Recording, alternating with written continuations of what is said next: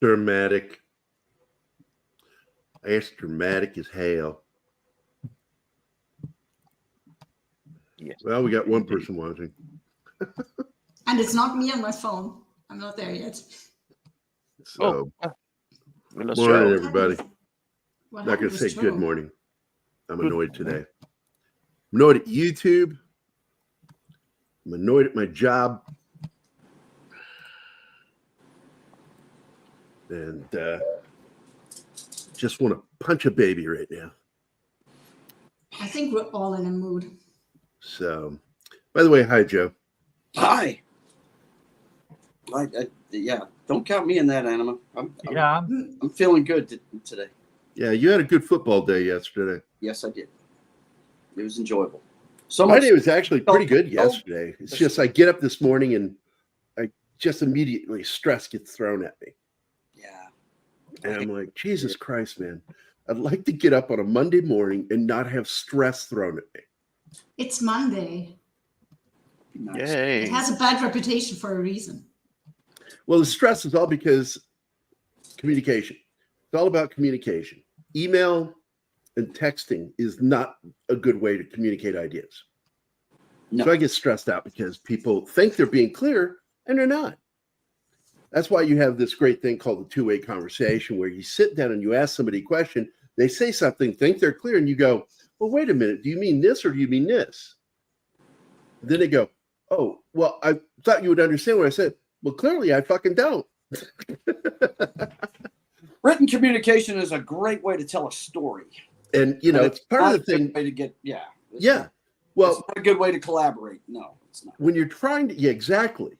When I worked for TruckNet and for iFleet, and I worked for Anima Rue, which was it was a weird job, but I was their web guy and did all their graphics, and it was called Anima Rue, animarue.com, and it was animal husbandry, and it was a way for people from all over to connect that wanted to breed animals and meet other people that wanted to breed those animals.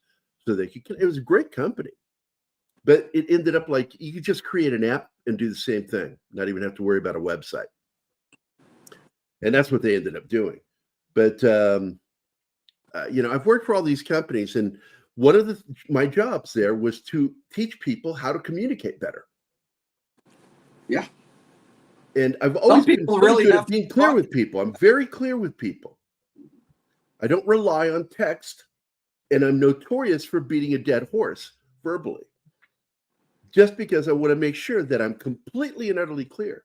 Well, there was that one time you did it literally, but we won't talk about that. Shut up. Yeah, we'll discuss that over email. But yeah, over email. But you know, the whole point is the thing I'm running into is too much reliance on email communication. And a lot gets lost in that because I have to keep going back and reading things. And some people have a tendency of writing, instead of a handful of sentences and then creating them like bullet points where they're separated, they're in a long sentence that becomes a very big paragraph. Mm-hmm. And then it's my job to parse through that instead of having the information given to me and making my job easier. And that's why, you know, there's a video out there, you can find it, of me going off on writers for comic books. And I had been working for a few years working with writers, and I was getting so irritated with them because they would send me, like Tim Kenyon sent me a 240-page script for a 124-page graphic novel. Okay. And I opened, this really happened. I opened the envelope. I looked at the length of it, and I went to the back page to see how many number of pages there is. I weighed it, and then I put it back in the envelope, sealed the envelope, and paid for postage to send it back to him. And I said, get this 124-page graphic novel script to 124 pages of script. Then we'll talk. And his eyes got so huge when we talked. I said, yeah, man, I'm not fucking going to figure out which part of the script to draw. I'm not your editor. Give me the script that tells me what to draw. I don't give two shits about what your character is thinking and how he feels. That doesn't help me. The simplest thing, angry, rage, that's the description you give. Very simple little bullet points. Character rages, character flexes out, character collapses into a pile. Then tell me the inclement weather, time of day, and what they're wearing. It's very simple writing a comic script. But you get these people, and they think they're going to write the fucking American novel as a script, and then hand it to a comic book artist who's got to weed through their fucking minutia. And it just pissed me off. Yeah. I think one of the worst writers, good storyteller, terrible writer, is Steve Niles. I've read his scripts. And because I worked for IDW, I got to do that. Mm-hmm. And I love him. I love his storytelling. But he is, oh my God, he needs an editor so badly. He requires an editor. Lovely guy. We both grew up in the same area of Virginia. We've talked about it in the past. Like, we shopped at the same record store. We're both in bands at the same time. They're in the Northern Virginia. Mm-hmm. Not that we're aware of. We thought it was weird that we didn't meet. Because we were always at that one record store there at the Springfield Mall in Alexandria, Virginia. And I always thought that was weird. Springfield Mall in Alexandria, Virginia. It's not on a street named Springfield. I've never understood the name of that mall. Yeah. But, Scribe Lights here. Deleted Scenes here. Hey, Stephen. And, of course, our good friend Tim was here early. I don't know if he's still here. People wanted to see Guns of Navarone, but I don't think anybody gives two shits about what's 10 for Navarone. Well, I know I don't. I mean, when it came out, I thought it was a cash grab. I didn't know that it had been in production hell for. Oh, it had been. And in fact, like I said, Alistair MacLean got so frustrated by that because he had already written a script right after the film was released, the first film. What was it, a decade between the two movies? I think it was 17 years. Oh, God. Yeah. But, yeah, I mean. Yeah, 1961. And by the time they finally got it into production, it was after Star Wars. Yeah. And Gregory Peck and David Niven were too old. And they couldn't reprise the roles. They were still alive, but they were too old. Yeah. But not only that, but the type of film that was used for Guns of Navarone had that old movie look with the way the color worked. Color was done differently by the time they did Force 10. And Force 10 has more of a modern look to it. Yes, it does. But they did use a high grain. You can see that like in the night scenes, like at the camp. Because I swear to God, that one clip, where the guards are opening and shutting the gate, I swear to God, they look like a cut from Hogan's Heroes. Yeah. Where you'd see them open and close the gate. Yeah, I catch But it was actually done for the movie. They shot in Yugoslavia and saved a lot of money doing that. They had the guy that was best known for working on James Bond films for the miniatures, did the miniatures this time for this film. Yeah. And I feel that I would say 92% of the visual effects for the film were really good. 8% really not very great, including some of the airplane battle footage. Like the scene where you see the Messerschmitts coming in at him, you could clearly tell that it was a cut plate, that the planes were moving differently than the photography of the sky. Right. And you can see it. It's almost like they slide instead of blending. Yeah, it's weird. I know what you're talking about. Yeah, and one that doesn't line up. Yeah. Mm-hmm. The blue screen wasn't too bad. They used blue screen back then. of Harrison Ford and his co-pilot up in the cockpit. It wasn't too bad. Or as I like to call him, the at the time, the modern day John Wayne, because he played himself in every movie pretty much. Yeah, Harrison Ford couldn't act his way out of a paper bag. No. Love him though. I loved him as a kid, but I don't like him so much now because I realized, oh, you're a fucking lefty. He's not a liberal. He's a fucking lefty. He's a pothead. He annoys me. You know, the guy didn't want to serve in Vietnam, so he tried to pull some strings to keep from having to go. Yeah. But ended up, he got the same thing John Wayne got, which was he was the head of the family and the only one making money. So he had that as, I forget what that's called. You remember that? A deferment. Deferment. His deferment was that he was head of household. And so he didn't have to go to Vietnam.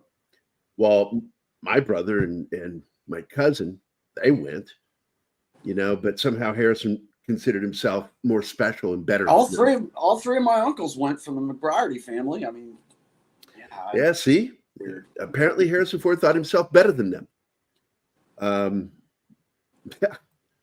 But some actors, you know, would go out of their way and try to sign up. And there's a few Hollywood actors that didn't serve, but tried to serve.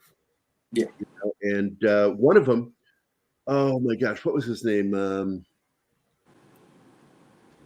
Oh my goodness, I can't think of his name right now. He ended up serving in the Merchant Marines. Oh, Columbo. Yeah. Peter Falk. Peter Falk. Peter Falk couldn't serve because of his eye. Yeah. His 4F, but he wanted to serve. So there's other ways to serve than being joining a the soldier. Merchant Marines. Yeah. They'd have him. I totally get not wanting to go to war, but there's other ways to serve your country. Well, there's not wanting to go to war, but there's still understanding, you know, it's part of your service as an American citizen. Yeah. Male American citizen. If you're physically able. If you're physically fit to do it. If you're and what always pissed me off was Frank Sinatra's excuse was perforated eardrum. John Wayne's initial excuse was perforated eardrum, but then it transferred over to him being head of household, and they changed and gave him a deferment for that. But he was fucking rich, so he could have left. And this is what Don and I both complain about. He could have just worked for the Film Corps, the U.S. Army Film Corps, right? Making movies. A lot of guys did that. A lot of guys did that. USO, do that too. You know. I mean, yeah. There's more than one way to do something. And Admiralty gets Jimmy Stewart and Clark Gable both ended up on B-17s. Yeah. And both of them ended up with severe PTSD. You know, Clark wanted to, you know, because he was a pilot and he wanted to see what it was like to be a waist gunner. He did it one time. And he told a reporter, I'll never do that again. No, thank Fonda. you. What's that? Fonda, Henry. Henry Fonda served in the U.S. Navy, as I recall. He was OSS, is really what he was. Really? Wow. He was an operative. He did a lot of stuff. Yeah. Kirk Douglas served. Almost all the major stars served. Yeah.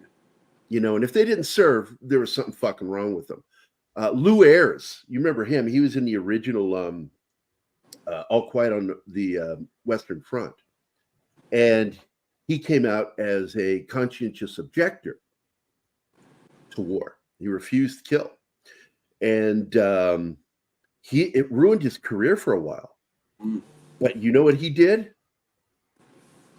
He joined as a combat medic. Wow. And served in combat. And he was awarded the Silver Star for bravery in combat.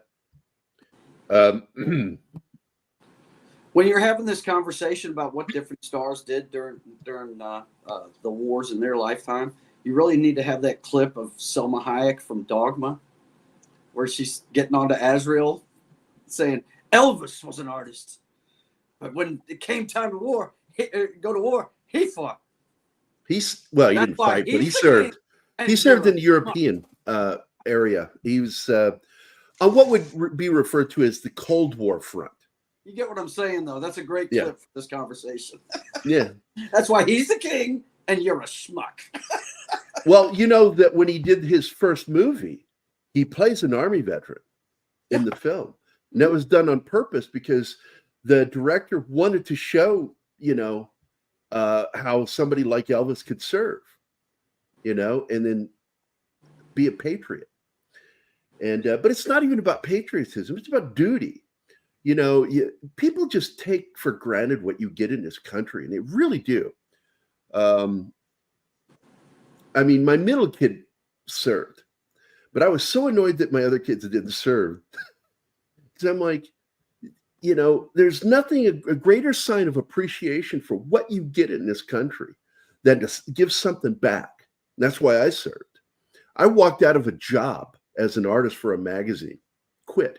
My publishers, I know him still to this day, Gerhard and Laura Geschwapner from Selling Power magazine. He's Austrian, by the way, Anima. I know you told me that when I was on for the first time that you worked for and he did not get along with Arnold. They would just sort of like didn't like each other. And it's funny because both of them were wealthy. Both of them made successes out of themselves with nothing. But they just didn't like each other. And I think it's because Gerhard spoke High German, whereas Arnold spoke Low German. That has nothing to do with it. Sometimes people just don't like each other. I don't know. Boss, I'm bringing up the slideshow. That one. Okay. Yeah. The first, hold on. I want to read some of these comments. The Jimmy Stewart, it was a badass. Bill Clinton was no hero for evading the draft. But at least he bothered to figure out. Well, he did like Stallone. I love Stallone. Don't get me wrong, but he's a draft dodger too. He went to Europe and went to school there just to avoid the draft. Wow, that's a fact. Wow. Let's see. Kingsport Cal is here. What's up, dude? Kay Roberts is here. Again, and we'll take Elvis was in Germany and dated his commanding officer's daughter. I got to tell you, a lot of the guys that served there didn't like Elvis. And my dad was at the same base. And at one point, guys in his company were offering to pay him money to go punch Elvis in the face. My dad, he's like, I don't like that music, but no, I respect the kid. I'm not gonna go punch him in the face. But let's see. Kay Roberts says that the first selective service males, the physical requirement for National Guard, the U.S. Army, and select branches, every registered male based on age is a private in the Army of the United States. Yep. And it's funny because when I signed up, I joined the U.S. Army National Guard, and then I switched. You can do that. I did the opposite. Especially if you've got a needed MOS. My MOS is always needed, combat medics. Yeah. And then I switched again and went to Army Reserves. Yeah, I signed up regular Army and then switched to National Guard when I got out after 3. Or as some people like to say, nasty guard. Nasty. Well, but since the Vietnam War, they called them weekend warriors. I mean, it's different. Yeah, they called them weekend warriors. They had their own training at one point. But the fact is, my grandfather was National Guard, but he served front lines from day one of America in the war, from World War I to the last day, Armistice Day. Yeah. So the film opens with showing what Mallory and Miller did by blowing up the guns of Navarone, and then they do a quick insert shot taking out Gregory Peck and David Niven, and insert Mallory and Edward Fox and Robert Shaw. Mm-hmm. Oh, I bet, man.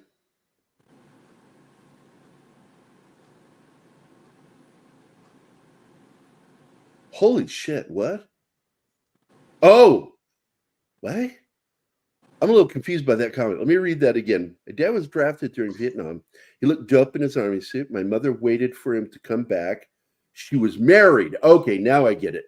Not to him, but somebody else. When Dad showed up, she divorced that guy and married my father. Hey, look, man, Okay. a guy in uniform, it does it for some people. You know, some women, you know, my mom was the worst. She was the worst. She married Erwin Michael Abrams, converted from Catholicism to Judaism. She did it with Fish first. I forget his first name, and married him. He got deployed, and while he was gone, she met Erwin Michael on the post, and wanted a divorce from Fish. I can't remember his first name, and had 3 kids with him. My oldest brothers and sisters, the 3, and he got an emergency leave to come home to try to save his marriage. She was out and was already seeing Erwin Michael, and on the side, I think she was lying to him that she was single, and divorced him. Married Erwin Michael, had 3 more kids. My late brother Michael, Luann, and Michelle, and then he got deployed for a bit, came back, and marriage fell apart, and he committed suicide. And then she met my dad, and my dad was an idiot, and helped raise those kids, and then had me. But she loved a man in uniform. And she, like, one of the things she said at dinner one night with my brothers, we were all sitting there, and we were talking about the different kinds of uniforms and hats we wore. And she says, you know what my favorite hat was? What was that, Mom? She goes, I love that cunt cap. Wow. And my brother Steve blew fucking beer out of his mouth. I'm sure he did. That was so funny. And it's like, Mom, don't say that. That's a nickname. That's not the actual name of that hat. It's a service cap, isn't it? Good Lord. Oh, man. Service cap. Wow. Yeah, and they called it finally. They explained to her. That's supposed to be an inside joke, man. Yeah, it's a military joke, because it's when you open it, it's pink or red on the inside, and it's slit like that. It's terrible. My mom. This is the scene where, once again, poor Miller thought he was out of the military, has been brought back in, but now given the rank of sergeant instead of a corporal, or what was he before? Corporal or private? I can't remember. And in the first film. And now he's a sergeant. And I got to tell you, I said this to Anima the other day, as much as I love Guns of Navarone, I feel Edward Fox is better as Miller. Yeah. I think he embodied the role better. This is not a better film. Well, after having seen the second movie last night, I agree. He's better. Well, I think they're portrayed differently, because this Miller is more it's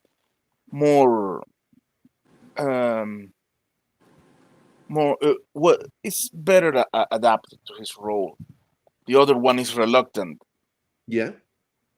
Yeah. Yep. And yes, as far as sending National Guard, it got changed during the Vietnam War, and then it changed after the Vietnam War, because the National Guard was given its own basic training during the Vietnam era. And it was a mistake. And they knew it. They realized it, and that's why they switched it back, that Army Reserves and National Guard train with regular Army troops all the way through basic and AIT. And then go to permanent party with National Guard or Army. Yeah. But even with National Guard, on your uniform, it says U.S. Army on it. Mm-hmm. That's what mine said. Oh, yeah. The only thing that's different is the unit patches. Yep, yeah. Unit patches. That's it. That's how you can tell if it's a guardsman or not. Is it me, or am I getting heavy Wild Geese vibes from these photos? It just looks like the same kind of cinematography and everything. I wouldn't be surprised with the same DP. Let's go look. Going to get coffee. Hey, Brian. Good morning. Hey, what's up, Brian? Hi, Brian. We're doing life course today on his channel at 4 Central, 3 Mountain, for Ooh, Canon Film Club. Naked Space Vampire. Yep, Naked Space Vampires. All right, let's see. It's Christopher Chalice. Let's see what he did.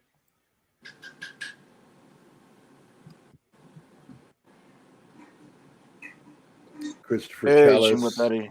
Good morning. He did some great films, man. Jeepers. He also did the cinematography for The Deep with Robert Shaw. But oh my God, those magnificent men in their flying machines. He was the DP on that. Damn the Defiant. Oh, Top Secret too. Sink the Bismarck. Wow, he did some great films, dude. Force 10 from Navarone, Pursuit, Chitty Chitty Bang Bang, Shot in the Dark, which is one of my favorite Clouseau films, non-Pink Panther Clouseau films. The Americanization of Emily, another great film. Oh my gosh. But nope, he didn't do that one. He did not work on that. Shot in the Dark is the first Pink Panther movie. Love it. No, it's the second film. Is it? What's the Yeah. first? First film was the Pink Panther. Is it? And then he bought the rights. For that. Blake bought the rights for A Shot in the Dark. Okay. I do believe it came out first, Pink Panther. I'll double check. I'll do it for you, man. Get back to you soon. 1964 is Shot in the Dark. Pink Panther is 63. Okay. Cool. And then in 67, between 67 and 69, the gentleman who was one of the producers on Blade Runner made his own Inspector Clouseau movie starring Alan Arkin, and it flopped.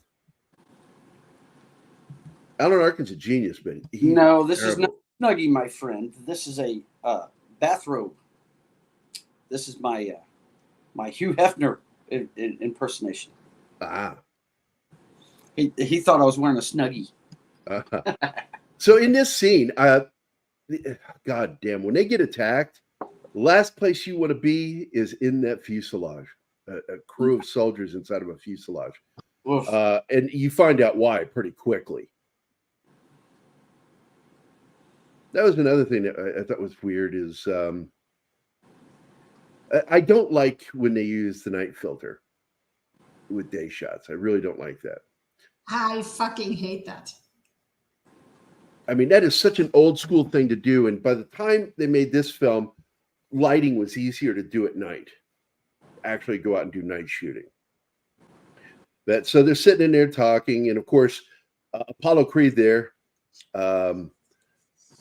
fights his way, helps them. And they in turn helped him by freeing him from the MPs. But he's pissed that they were going to leave him there. And he wants to be in there. And I'm like, well, inviting yourself to a party you weren't invited to? Okay. You don't know what you're in for. And if you don't recognize him, he, of course, is in Star Wars.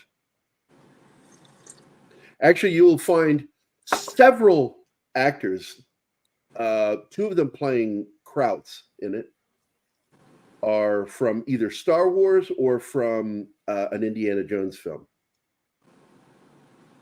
Because like the guy who plays the German officer in this, the blue-eyed German officer, he's the same German from Indiana Jones and the Last Crusade.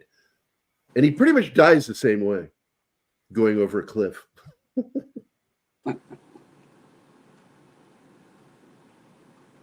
Is it a case of Harrison Ford getting his buddy's work? Is that what it is? I don't know, but look, when you're dealing with England and shooting overseas, you have a smaller menu of actors. So you would see a lot of these actors crossing over regularly.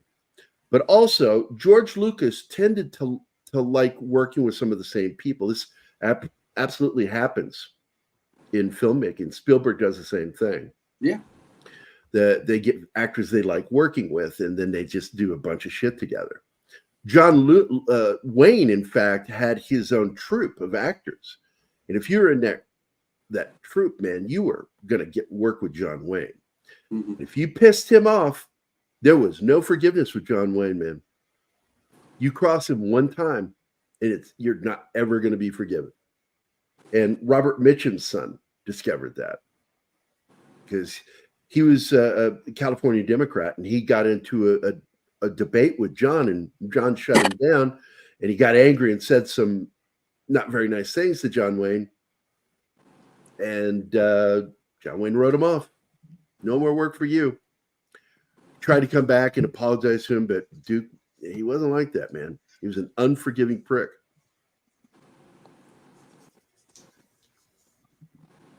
Once he's done with you, right? Yep. Which I thought was funny because he's supposed to be like this devout Christian, and I'm like, man, that's not very Christian.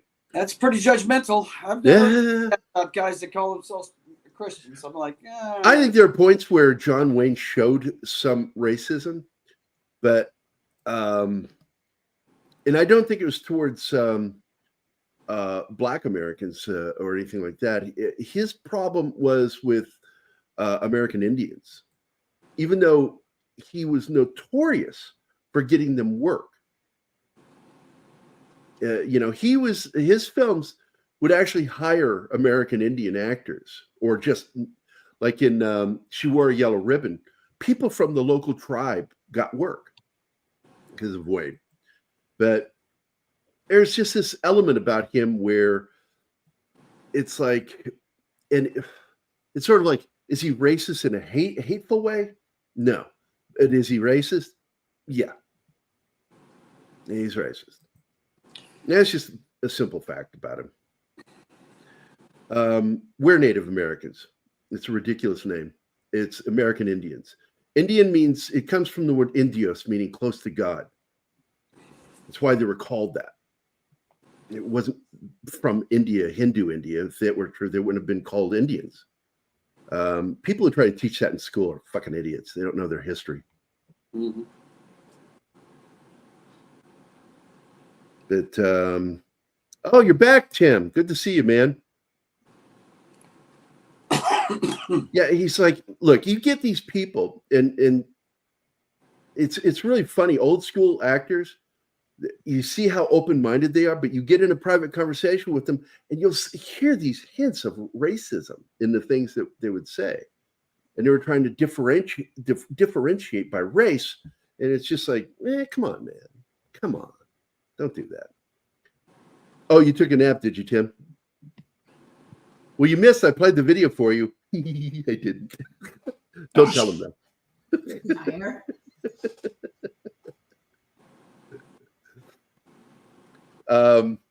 I think one of the other things that this film suffered from was the constant moving around and not enough character building.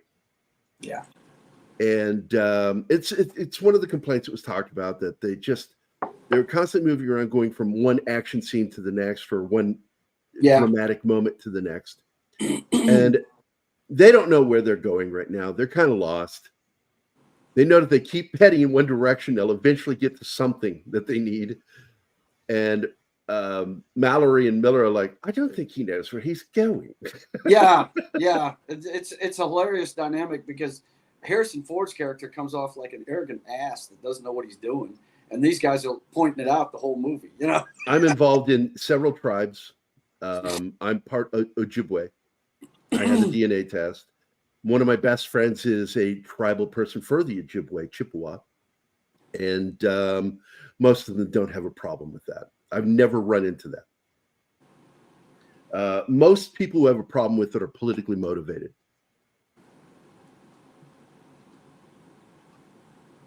And by the way, the person I'm talking about is Shane Moore, because Shane is an amazing human being, and one of my closest friends.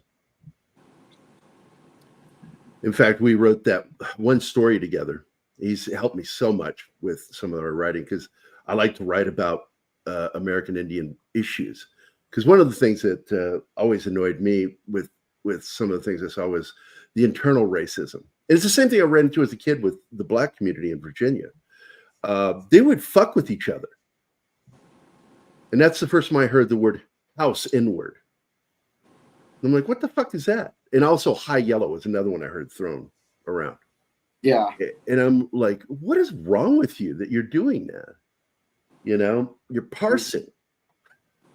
You're still being racist, you know, with your own race.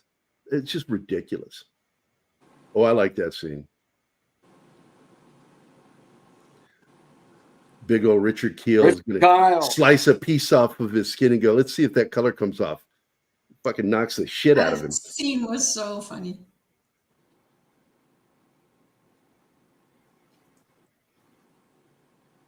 Yeah, Richard Keel is a massive individual. Good Lord. Yeah. But also in the American Indian community, you get that shit, man. It's in one of my scripts, and Shane, you know, when I talked about it, putting it in there, that his character, because I put him in one of my books, he's in Vindicated, my buddy Shane, and he drops off a weapon to a farmer or rancher living on the res, and because it was part of a crime that had to be investigated by the city, and then they were returning it to him. And as he's leaving, the girl at the counter flirts with him, and he feels all good, and he's walking out. And as he's walking out, two of the res cops call him an apple. Wow. Which is, you know, red on the outside, white on the inside. And he just walks away like, fuck you. He gets into his squad car and goes back to being a city cop because he's a detective. And for those who don't know, Shane Moore is a decorated detective wounded in the line of duty, and also a U.S. Navy veteran. Oh, yeah, this scene is so goofy to me. Suddenly, they turn their hats. We're technics. We're not partisan. And there he is, the guy playing the German officer here. He is the guy from Indiana Jones and the Last Crusade.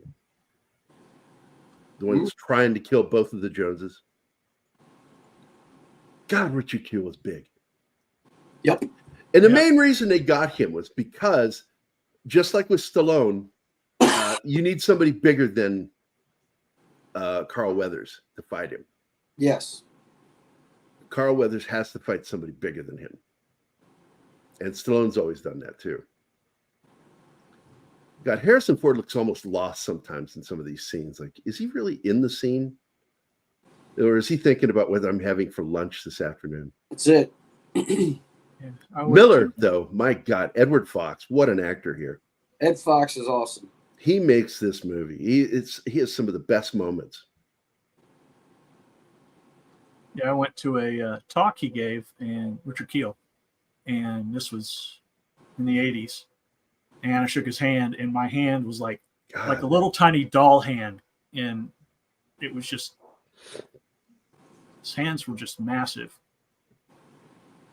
I loved it, by the way, when I was in the Army, basic training, man. Most of our drill instructors were black, except for when our main drill sergeant showed back up, and our first sergeant were white. But the others were either black or we had two that were Polynesian, what do you call it? Samoan. Mm-hmm. Like Drill Sergeant Marititi, which we all just called him Drill Sergeant Titty because he had big man boobs and he could bounce them. And he'd do it right through his uniform. He just bounced him. It was fun. He was great. Samoan, all right, man. One of my favorite wrestlers is Roman Reigns, and he's Samoan, and he struggles with his weight. I mean, that's just a thing with well, they tend to be big guys. Yeah, they're big guys, and he has to work out constantly to keep that fat off. Look, man, they eat a lot of pork, dude. Yep, they do. Mm-hmm. Great meat, man. But I'll tell you what, when I was in Hawaii in the winter of '85, every bouncer in the nightclubs down there was Samoan, and you didn't mess with them. You didn't mess around in nightclubs because those guys, they'll crack your head open by headbutting you. It's ridiculous. Those guys are strong as hell. Yeah. Now there's Barbara Bach, and I had actually talked about this because Barbara Bach was just gorgeous. Yes. And she was a Bond girl. She should have been a bigger star than she was. I don't know what happened to her, but one of the things that really broke her heart was she was up for one of the Charlie's Angels roles. Oh no, on TV. really? and she lost the role because she was too. What was the word again? She was too beautiful and too. Yeah. What was the word they used? Posh. I mean, different word, but the meaning posh. Yeah, same meaning, posh. Too. She looked like royalty compared to the other girls that looked like they came off. Sophisticated. That's yeah, it. sophisticated was the word, and she lost the role, and it So just fucked broke up, man. her to hear something like that said to her. There he is. You've seen him in other George Lucas films. Yep. Is it one of the X-wing pilots? Loosen up. He's that guy. Yeah. He's one of. Actually, I think he's a Y-wing pilot. I have to go back and look. He's one of the bomber pilots, I think.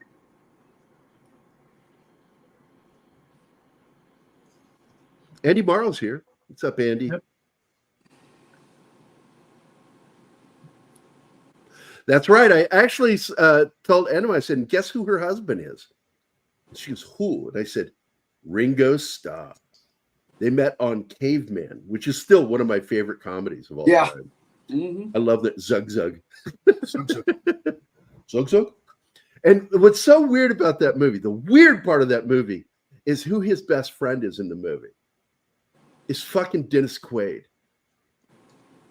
Because it was just, that is not the kind of movie you expect to see Dennis Quaid in. No. Playing a caveman. I think my favorite moment was because they all walk hunched down, and then they learn that they can put their knee in each other's back and pull their back and straighten up, and they start walking around like normal humans. Oh my God, I love that movie, Caveman. The T-Rex getting high. Yeah. They're burning the bushes, and the bushes are weed, and he gets like totally baked and then falls off the mountain. I wouldn't be surprised. Ford, when I found those things out about him, I lost a lot of respect for him, that he banged women. He banged, what's her name, when he did Hanover Street. That's what led to the end of his marriage.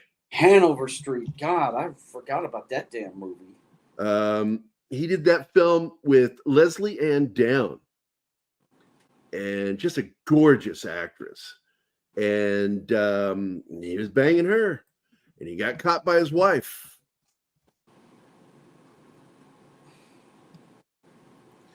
He was a philanderer. And that's something I don't respect guys that do that. I don't. I lose all respect, man. Well, you look at his movies totally differently when you find out he's high, and just about half every. Yeah, movie. he was high all the time. Well, he's a now fucking you know why hippie. now you know why he can pull off the "I feel totally stupid" look. You know, so.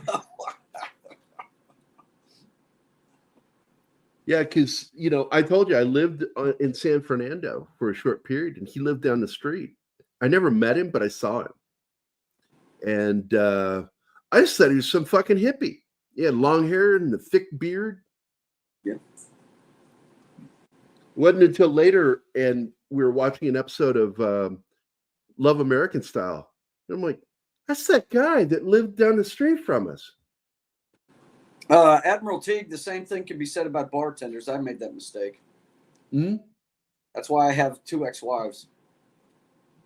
Why do Hollywood stars marry young, considering their job is to work with other gorgeous people all day? Yeah. Mm-hmm. Because you think you're going to be with somebody for good, and It's that whole oath thing. Yeah. Fidelity. Semper Fi, man. Semper Fidelis. And if you don't plan to stick to those oaths, don't take it. Yeah, don't take it.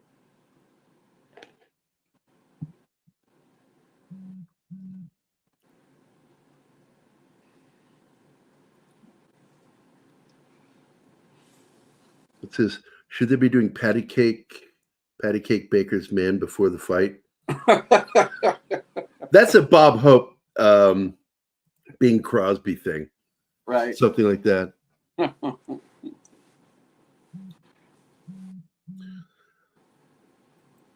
you know, when they do finally meet up with the partisans, and that commander of the partisans gives them shit over killing two of their people, it's like, we weren't told. What the fuck are you giving us grief over that for? We didn't know. Nobody told us. What do you expect's going to happen?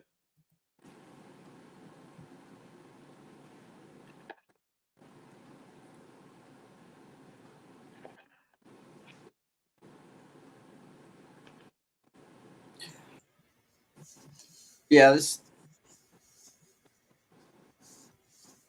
I don't know. This is a good movie, but there's much better ones out there from the World War II era. But Oh yeah, this is the last one Shaw made, though, isn't it? yeah. He died before it was released. He died in November, and it was released in December.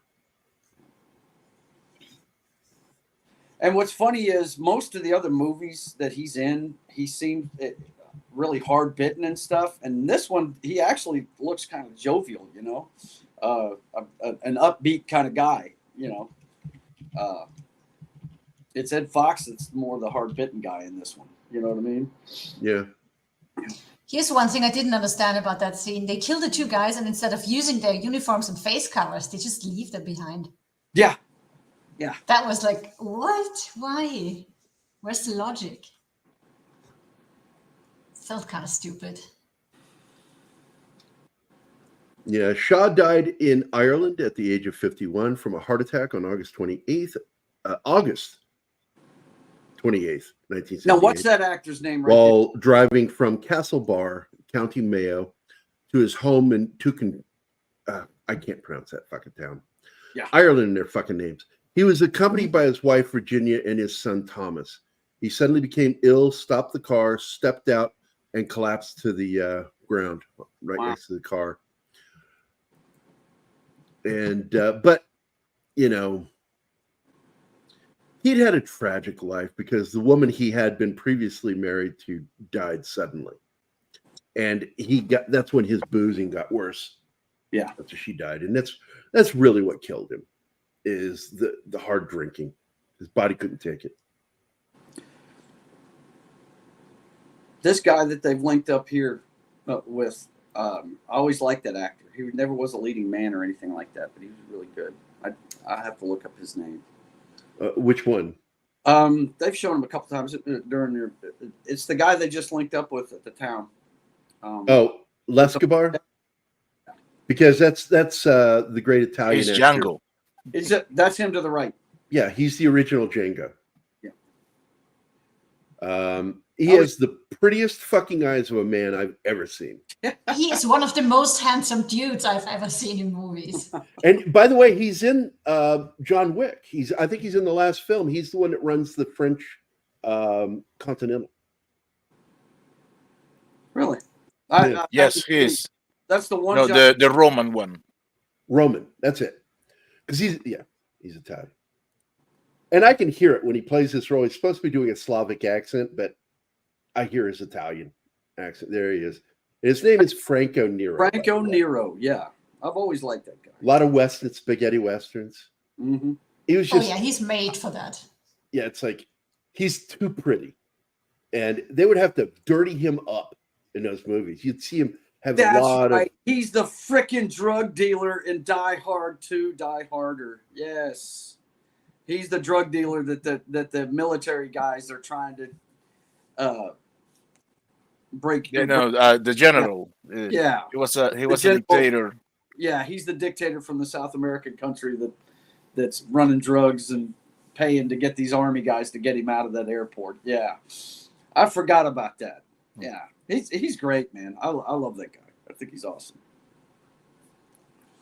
Oh, yes, that's right. He asked him if he's there to kill the Pope. I remember that. By the way, this guy's also a very good actor, this English guy. Mm-hmm.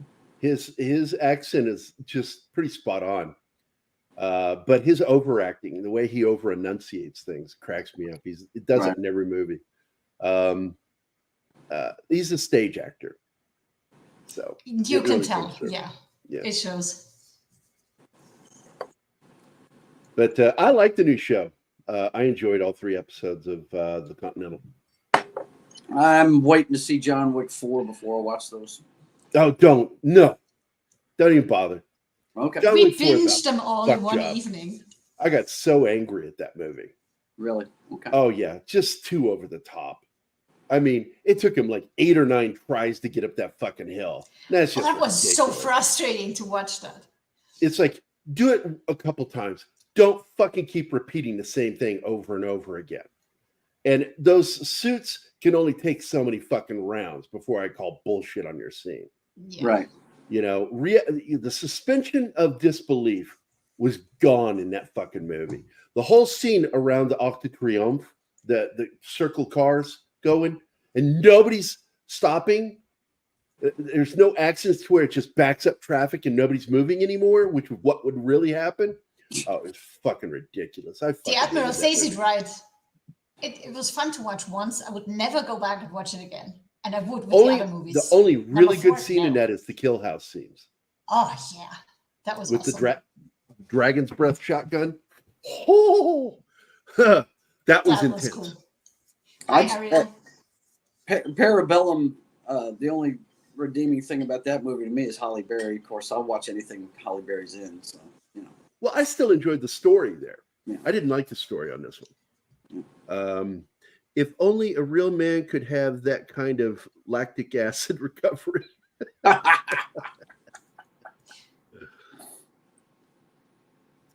So here we go. You know, it's like they're focused on this bridge, and Miller's like, "Sorry, old man, that's impossible to blow up. It would take a lot and more." And here's a fun fact for you.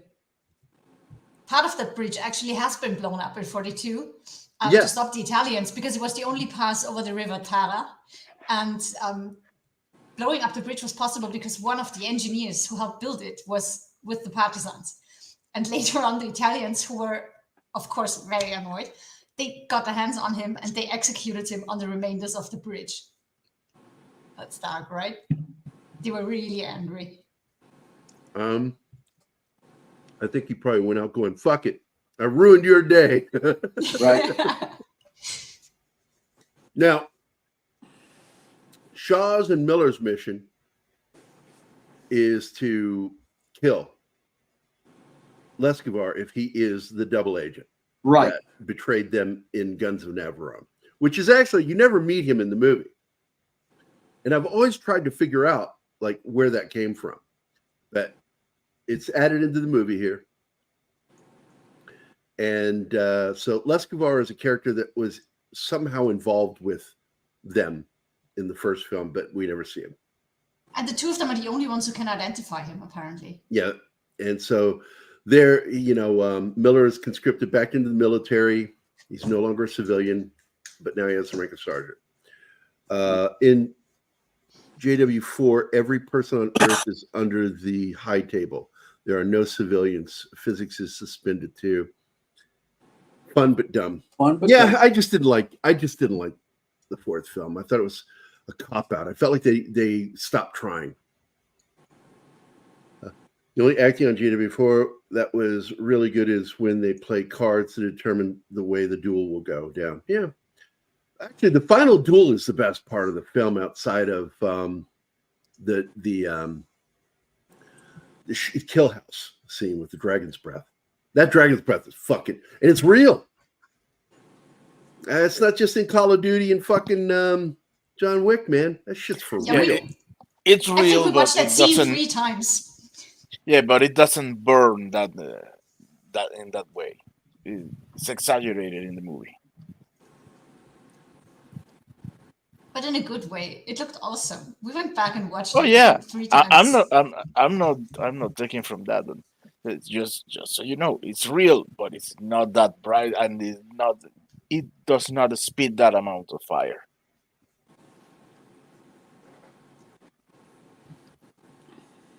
They overdid everything on that movie, so. Oh yeah. Well, as with You need most spectacle. as with most of these franchises, the original is always better than the sequels. So Yes, because they think they have to top it with every sequel, and then Right. it gets over the top, and that's what happened And with John Wick. yeah, You cannot one up number 3. Or It's you not can do possible. like they can do always like they did in Aquaman, in which every scene had to top the previous scene, and by the I middle of haven't the watched movie, the that. thing was ridiculous. Yeah, I put It's a 2 sequel, Ariel. videos of Dragon's Breath, the real thing, into the private chat. We can watch them after the slideshow.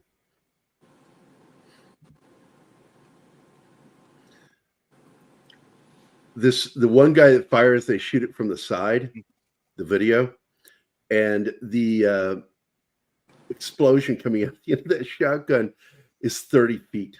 It's a sequel, Ariel, but you can watch it as a standalone. You don't have to watch the Guns of Navarone to enjoy this. Well, the Guns of Navarone is a standalone film. You don't, yeah, exactly. In fact, it kind of repeats beat for beat some of the stuff from. Yeah, oh yeah. A lot of the stuff is stolen right out of the first one. Yeah. And they give you a summary of the first one anyway in the beginning of this one. So They do. you don't need to watch it. You don't have, It's the better you don't movie, have though. to watch Guns of Navarone before you watch this one. I still recommend it, though, because it's the better movie. It is a better movie, no doubt. This one always came across, correct me if I'm wrong, Gerry, but this one always came across to me as a Formula War movie, you know? Yeah, it sort of also tried to follow some of the stuff with James Bond. You know, Yeah, and, the spy components of it. Yeah. and I think part of the problem was that the America International was not notorious at that point for making great films. No. And they almost are like the American version of Golden Globus, Right. the Right. Cannon Group. You know, by the way, in the scene, are we at the train station? No, we're still at the camp. Yeah, they tried to not kill everybody, and then everybody gets killed. Right. Oops. So Sorry, it leads to a funny Hogan's Heroes moment when they're trying to get out of here, and they've got the German officer dead, and Harrison Ford's working his arm to do the Yeah. Right. I'm like, oh, come on, this is just too silly. You're getting kind of Pink Panther here. What's And up? again, you know, this has connections to James Bond because you've got the effects guy from James Bond. Yeah, and a you lot got of the production two people. of the Bond people right there, Richard Kiel and Barbara Bach. Mm-hmm. And this movie came out what year? Because I think it was 1979. 79. So that's like a year or two. No, 3 years after The Spy Who Loved Me. The Spy Who Loved Me was 76, right? Yeah. Yep. Mm-hmm. Which is one of my favorite Bond films. It is. No, I think it's. I'm not a big fan of Roger Moore, but I really do like For Your Eyes Only, The Spy Who Loved Me. I love both those films. Yes, For Your Eyes Only was a spy movie, a rarity in the James Bond genre. Well, they borrow directly from the story, the book. They don't. The problem that they kept doing with Albert Broccoli, you know, Cubby Broccoli and Saltzman, is they would take elements from books, but it wasn't always the book that they were basing the title off of. Right. And it's like, why do you do that? You take the title of one book and then some of the premise and action from another book. Right. What do you do that for? That was what they did, man. Ariel, that is Apollo Creed from the Rocky movies, young lady. Yep. That is Carl Weathers. That's who that is. Was it 78? I thought it was 79. No, you're right. It was 78. So it was 2 years removed from Spy Who Loved Me. Yeah. And you'll spot it, like with the miniatures in this, when they finally get to those shots, that it is clearly very James Bond-like. Yeah. And that's because it's the same guy. And they're good at what they do. Not poo-poo. No, I haven't, Tim, and it is on my list. I showed Anima what's in the folder, and Ice Station Zebra is in our watch folder. It's one of those films that I'm eventually going to get around to because I do love that film. That's an Alistair MacLean one, too. That's another Alistair MacLean. That's right. And it's the film that people were upset about because it shows how submarines break the ice and come up through the ice. And they thought that was wrong, the way they used their conning tower to show that in a film. Mm-hmm. But it was in the Library of Congress. So it was a known fact. For man, that's why they're built the way they are. I mean, now see here, he's talking to him about the fact that he's there to kill Lescavar, while Harrison Ford's Force 10, which are all dead now. Really? Yeah, it's got everybody killed. Yeah. Mm-hmm. Most of them died in the slide- fucking plane and never landed. Oh yeah, I paused the slideshow because we are at the top of the hour. Alrighty. Let's do a little video here. Here we go. Let's watch this video. This is for our merchandise, which is available to all of our friends.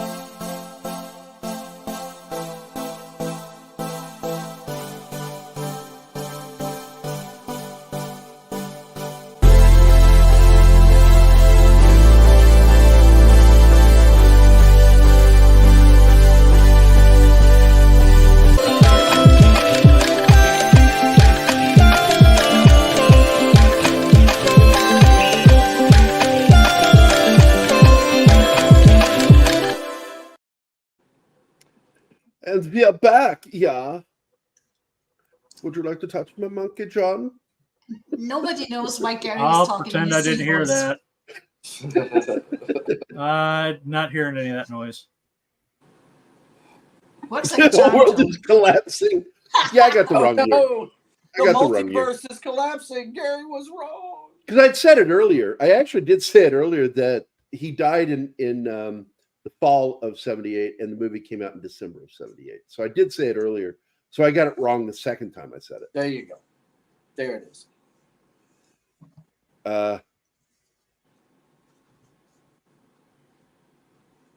Robert Shaw was awesome. There's a James. Hold on, Bond. I was reading that.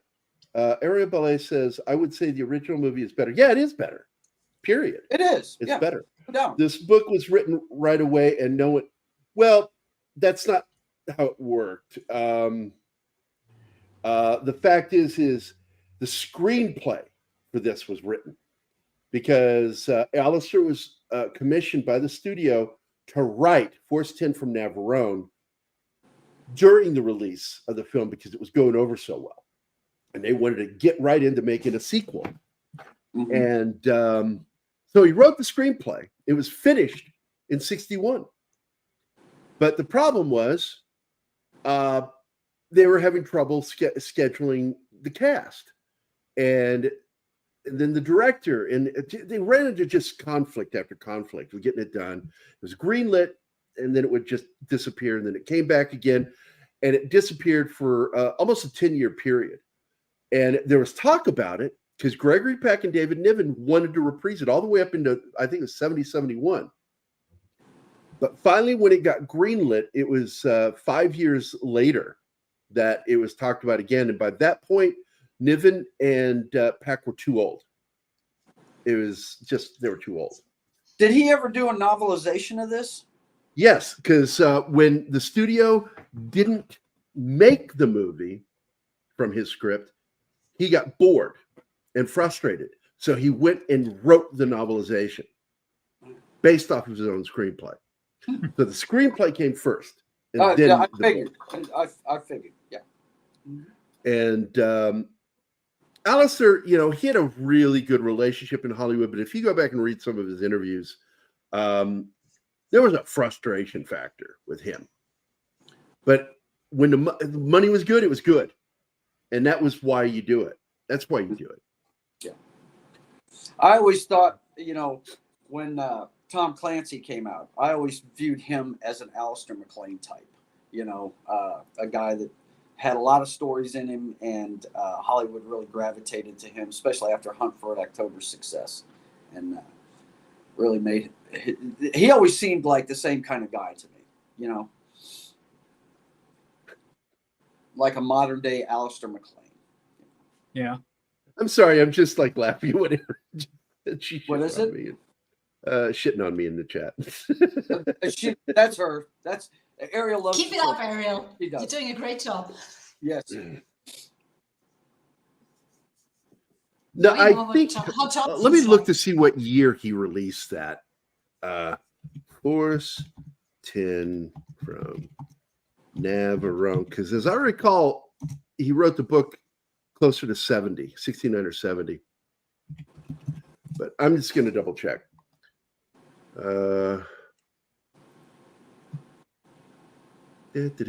First publication. Where is it?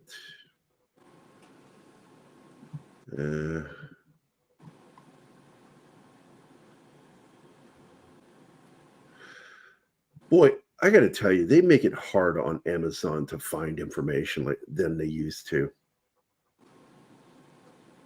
You want to know when Force 10 from Navarone book was? Yeah, they don't even show it now on Amazon. All right. 68. Yep.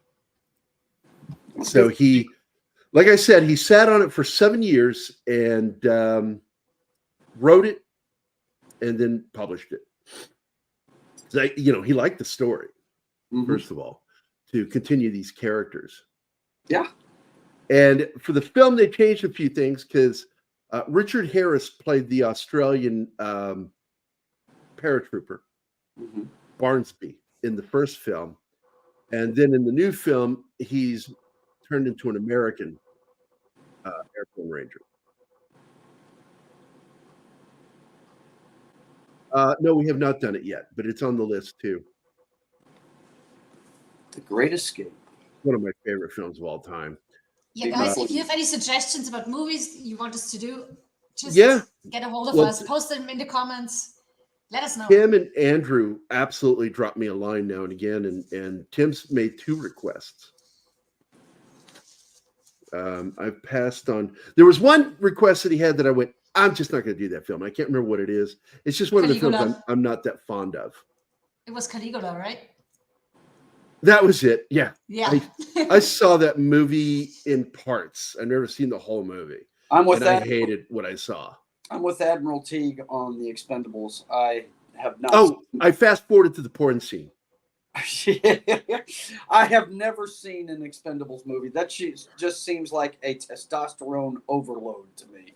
I love the individuals' movies. I love Sly. Really? I kind of felt it was testosterone light. I like the Expendable films. Yeah.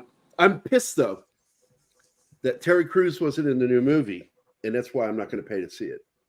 Because he was kicked from the project because he wouldn't take back his allegations of sexual abuse by that one producer. They tried to force him. He said, if you want to be in this film, you need to take back what you said, and he wouldn't do it. Hey, truth's the truth. Truth is truth, man. Yep. So he stuck by his truth, and what pissed me off is that Stallone didn't stand up for him. Yeah, that's sad. That's sad. And it sure seems like every one of those movies that they make, there's less and less repeat guys from the previous ones, and they keep having to put new people in them. And I don't know. It just screams cash grab to me. I just I can't get into it. Are we coming up on that scene with the Cobra? Oh, wow. No, this is the cutting of the head scene where they put the wire out, pull it taut, and cuts through his head. There you go, Tim. I'm a big Wild Geese fan, dude. Oh, yeah. The first film, great. They made a sequel to it with Scott Glenn in it. I've never seen it. I just heard it was very good. Didn't even know they made a sequel to that, Gerry. I didn't know that either. You never said it. It's just called Eagle. I mean, God damn it. Wild Geese 2. Yeah. Nothing fancy. Some movies don't need sequels, and I just feel that one does not need a sequel. You know? Yeah, right. That could have been Ariel. I'm not sure. That's a good one. Good eye. Now, you will see another famous actor from another Indiana Jones film, Raiders of the Lost Ark, with Wolf Collar in this scene. He's the German that yells at Edward Fox, and Edward Fox, instead of doing the 2 fingers, because it's going to be an American film, he flips him the bird, which a Brit wouldn't do at that time. A Brit would do the upward motion 2 fingers, yeah. 2 fingers. Jog on, mate. Jog on. That's what I love about those friggin' what movie is that? Matthew Vaughn did it. There he is. The Kingsman. I love how they flip each other off in that movie. Yep. That is Wolf Collar right there. from Raiders of the Lost Ark. He was the German officer, the main one. Yeah. He gets his face melted. Face melted off, yes. There he is again. And you swore up and down he was in the first one. The guy's profile matches, Mm-hmm. and it does, but I don't know if it is. I doubt it because it's not on his IMDb. Yeah. But it's something I've always wanted to ask him. Yeah. While we still have him.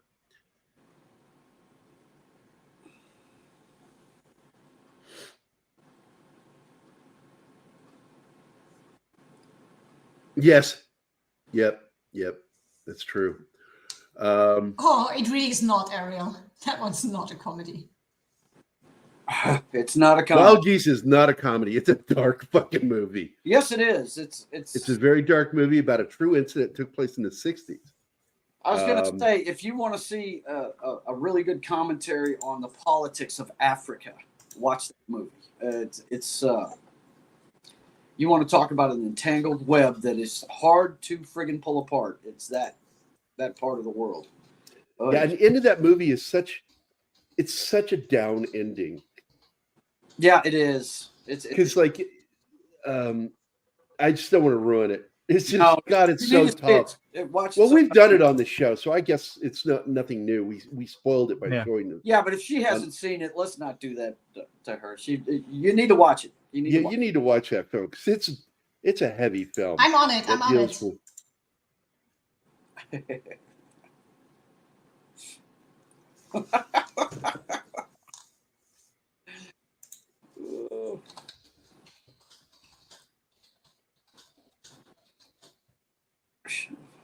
Yeah. Well, it's like even we had the when we covered Tears of the Sun, that film is also based on an actual incident. Took place in South America with Canadian Special Forces. Huh. Ooh, that's cool. Dickie Burton, man, Richard Burton. That was a tough film for him because he was such an alcoholic. If you go back in his library of Military Monday live streams, I want to say we did it like 4 or 5 months ago. It's not too long ago. It was this year that we did it. Yeah. It's one of my favorite movies. It's definitely in my top 20, I'd say. The Wild Geese. It's one of my favorite war movies ever.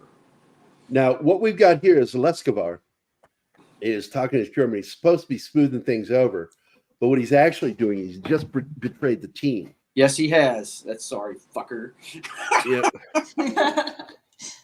He might be pretty anima, but he's a sorry bastard. Leads to another funny moment because Harrison Ford is like, come on, guys, we got it. And he looks and he sees Miller has pulled apart all the explosives. And they're just laying around on the ground. Mm-hmm. He's like, what is going on here? And here we go. We get this German soldier, got these men together. Now, what they don't know is that the other member of their team speaks German, and he's listening to him. So he attacks the guy in the back, grabs his Schmeiser, and starts emptying into the backs of these soldiers and drops them, but ends up getting killed himself. And Franco Nero has to unlock the train because he locked them in there. Mm-hmm.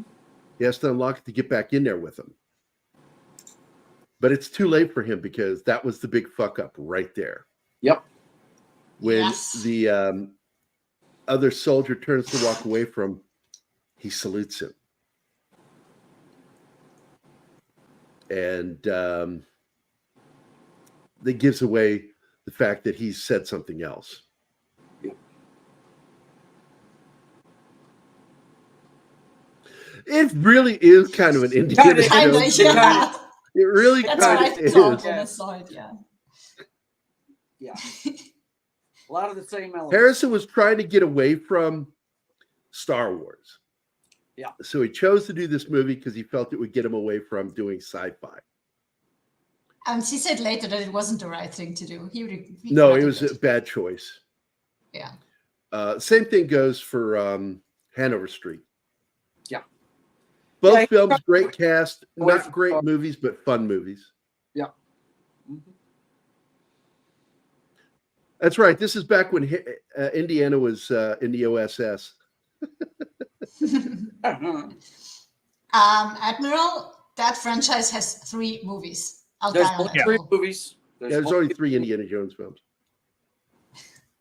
I've never heard of Second this. one is What did he nothing say? but fun. Crystal Skull? What is that? Yeah, no idea what he's talking about. Sounds like a really bad Dark Horse comic. Yeah.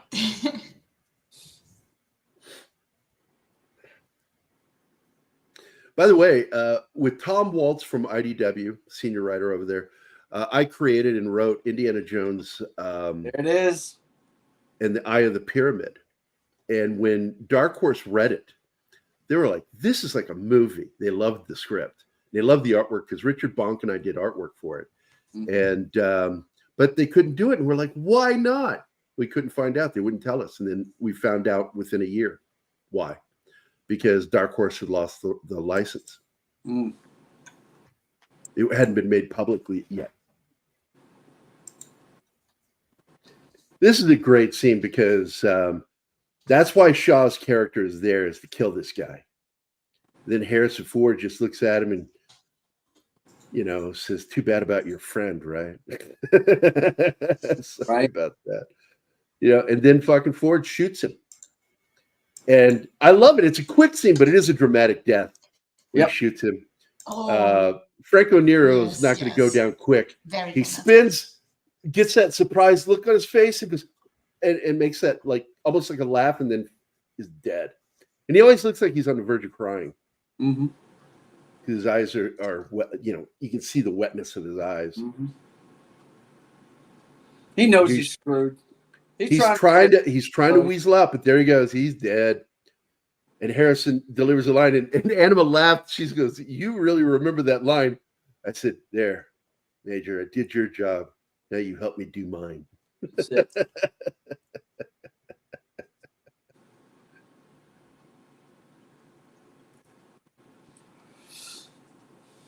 Why are we talking about 4 and 5 again? I will tell you that Howard Kazanjian's book is absolutely the cherry on the shit cake on top of Kennedy's head, because you got Marcia Lucas, George Lucas's ex-wife, who shit all over her, and then you've got Howard Kazanjian. These are 2 people who were powerfully involved with Star Wars in the making of it, and turning it into the masterpiece that it is, the original trilogy. I was fixing to say his wife, from all accounts, saved that movie. Oh, yeah. She and the other editor worked together. It was a tandem team. But they did. It was saved in the edit.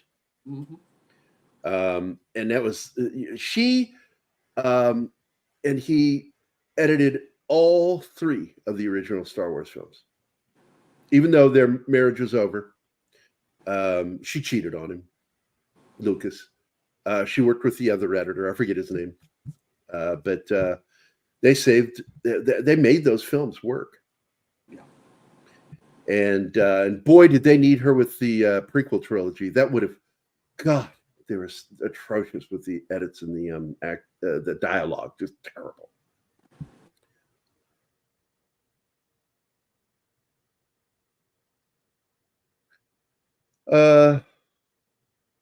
She keeps talking. Ariel keeps talking about this 4th Indiana Jones film. I don't know what she's talking about. Stop sniffing glue, Ariel.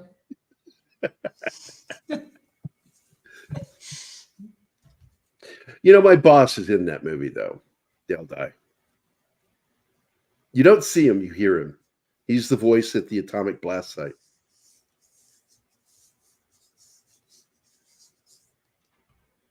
Oh, the end is just god-awful.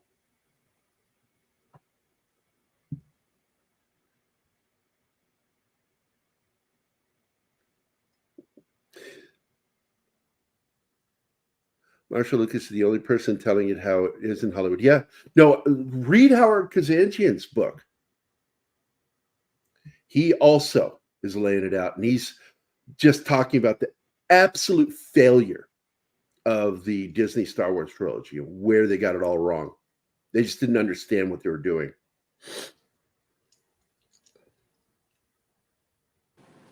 To jump back for a second, my favorite scene with your boss in it, First of all, I don't think you want to be remembered for Indiana Jones 4. But my favorite scene with him in it is from Platoon. That a lot of that movie may be horseshit, but he delivers the single best line in the movie. Yeah, man, that part where he's on the radio and tells them to expend everything they've got left inside. Zips in the wire. Zips in the wire. Danger close. Hangs out. Lovely. What a lovely fucking We just war. completely went over the exploding dog poo, and that was hilarious. Yeah. Yeah, I love the scene, man. The tree snake and the dog poop mines. I also like later when they ask, like, because this fight scene is rough. Because Keel just is knocking the shit out of I just forgot his name. Oh my god. Apollo Creed. Carl Weathers. Carl Weathers, thank you. Just beating the shit. By the way, I would like to do sometime on one of our Saturdays, Action Jackson. Oh my god. That movie is so fucking awesome and bad at the same time. It ranks I love it. There. It ranks right up there with Shaft, if you ask me, man. That is just, that's crazy shit right there. It's awesome. I love it. Fucking that was Coach Carl as a Weathers villain. Branch out on his own, right? Yeah. Get his own franchise. Well, the actor who played Coach is the villain in that. Yeah. And people don't know, he actually, just like Al Bundy actor, what's his name? Both studied martial arts, jiu-jitsu. Oh, yeah. Yeah, I wouldn't want to pick a fight with that dude. No. Yeah, the guy who plays Coach is the actual martial artist in real life. He's been in a couple of really serious action dramas, thrillers. It was Action Jackson and... talking about Craig T. Nelson? Yeah, Craig T. Nelson also was in Osterman Weekend with Rutger Hauer, which is... I love that movie. Yeah. I love that movie. Good flick. Mm-hmm. Ed O'Neill. Yeah. Ed O'Neill, man. He's a serious jiu-jitsu guy. Yeah. Is my mic off? No. No, here. Okay. No. We were robbed in Predator expecting Carl to have another knife scene. I don't know. I kind of like this death scene. I loved it. Once you realize that he was a CIA stooge, I wanted him dead. Yeah, wanted his ass whacked. No doubt. Yeah, he went out screaming like a bitch. Oh. Got his arm blown off. And yeah, that was great. I think it's the when he best calls scene him in the movie. Tim, we were laughing at that too. And then he throws the knife and it goes in all the way up to the hilt. That was awesome.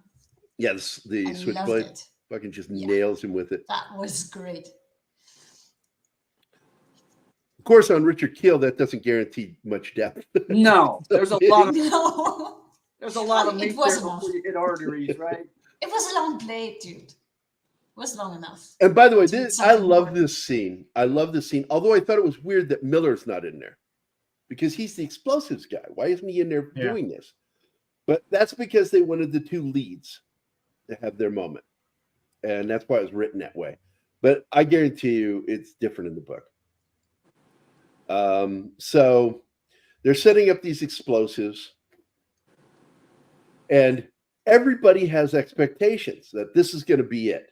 This is going to be the end all. We're going to bring this dam down with these explosives, and it's just going to blow up, and we're going to die in glory. You know, they expect a big kaboom, yeah, and the dam just and explode. Miller keeps saying, "Give them a chance." Right.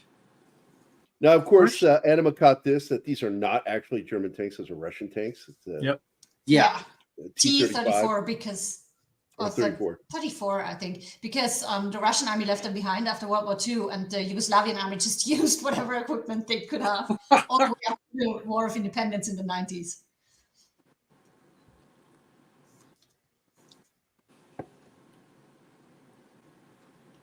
We have one of my favorite lines in this movie coming up here.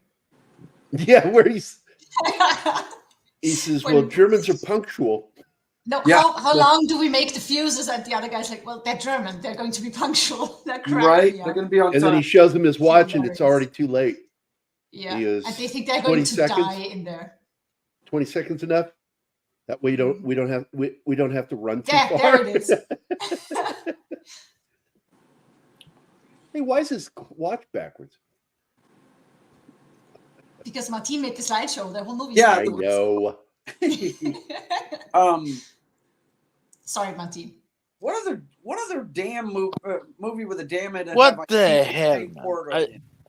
I make every effort possible not to be ganked by YouTube, and you throw me under the bus? No, not at all. Oh, that is heartbreaking, man. Oh, No, It's that just was jokes, for man. saying It's just that, jokes. that was for saying the indie franchise has 4 movies. Oh, did he say There are that? four Was that Martin? Yes, he's on you know I Ariel's like the side with fourth that. one. Traitor. Don't understand. From my point of view, you are evil. You're just You going are to going get sounds against out of me now. everything that this All right, channel back to the stands movie. for. Yes, So- back to the movie. Now they got to determine how long they make the timer. How long do we set this for? He goes 20 seconds. And he goes, it's your choice. He goes, no, we're both going to die here. You get a say in this. So then they walk away. It's really nice working with you, Major. It's really nice working with you, Captain.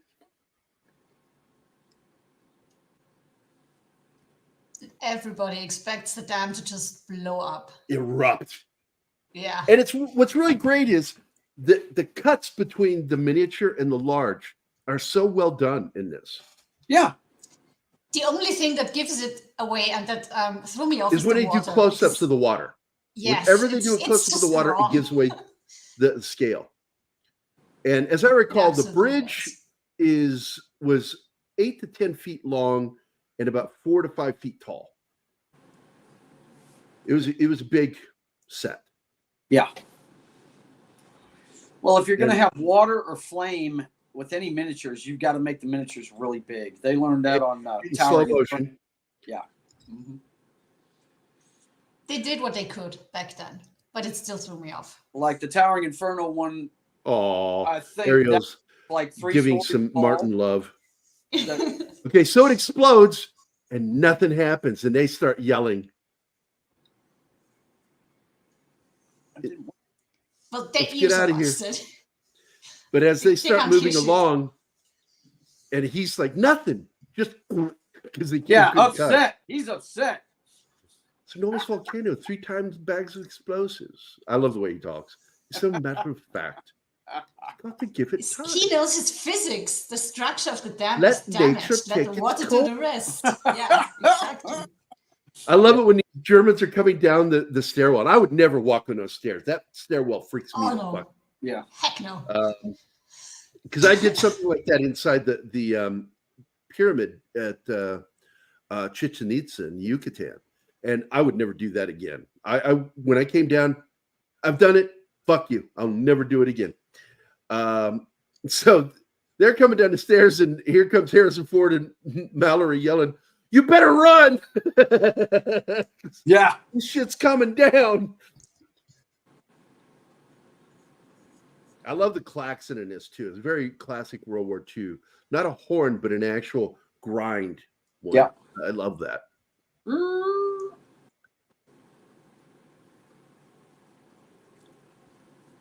Well, yeah, because that's a mistake that was made in Guns of Navarone. When the explosion happens, they forgot to slow the explosion down. So it looks like a miniature explosion. Yeah. Yep. Huge mistake. They should have filmed it faster so it played back slower. So you can play it back slower, yeah. Here's another movie suggestion from Ariel. The King's Choice, Norwegian film. I'm surprised we didn't see Vin Diesel driving his car down that dam. The King's what? Carl Weathers. Look King's how happy Choice? they are. Hello? King's The Choice? King's Choice, yes. The King's Choice. King's Possessive. Yes. All right. All right. I will get a copy of it. I've got it bookmarked now so I can get a copy of it tomorrow. Tim says it's time for you to run like the Japanese in a Godzilla film. Gojira! Godzilla. Yeah, I love this as it starts blowing apart and Carl Weathers loses his shit. Yeah, he does. You They son are of a bitch, so you did happy. it! He's so excited. Well, he's simple-minded, so he gets disappointed easily and then he gets overexcited. Yeah, I know, right?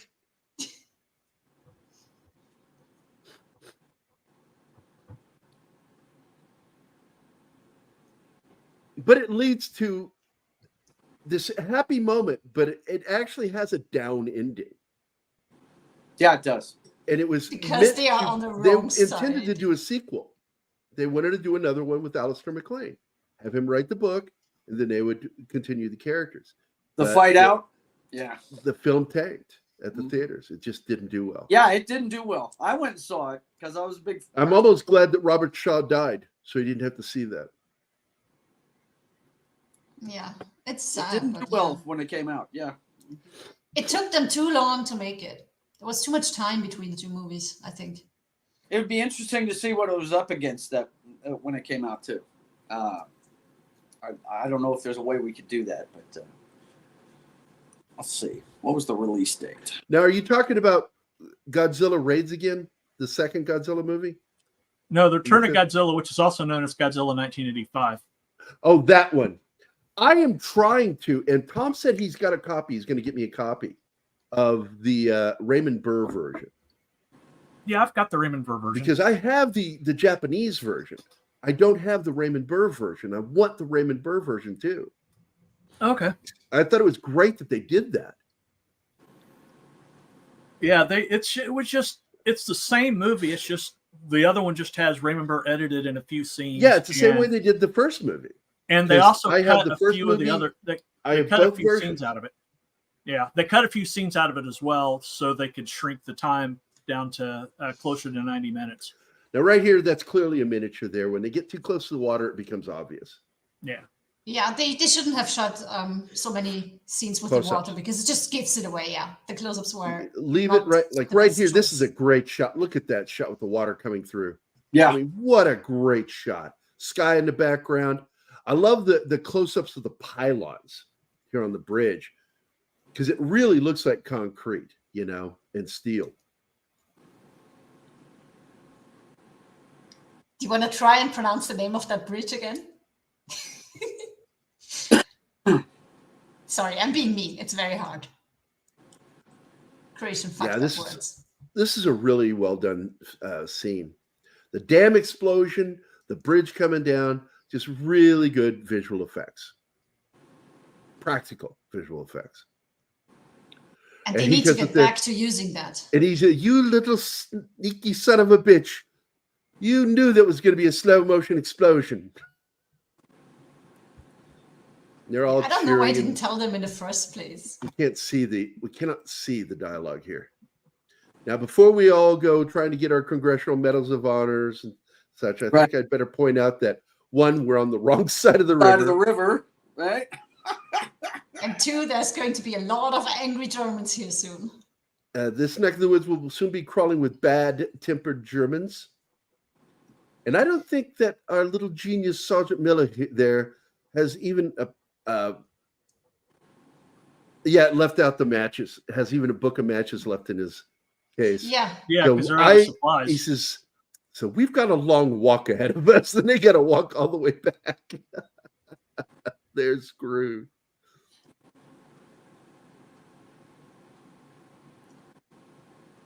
What's that? Oh, yeah. The Man of Steel scene. I had so many problems with that fucking movie. Keith is far more forgiving of that film than I am. Yeah. And don't get me wrong, there are really good moments. Henry Cavill is great. He's the right guy, but they had the wrong director and clearly the wrong fucking writers. Nobody understands Superman in that movie.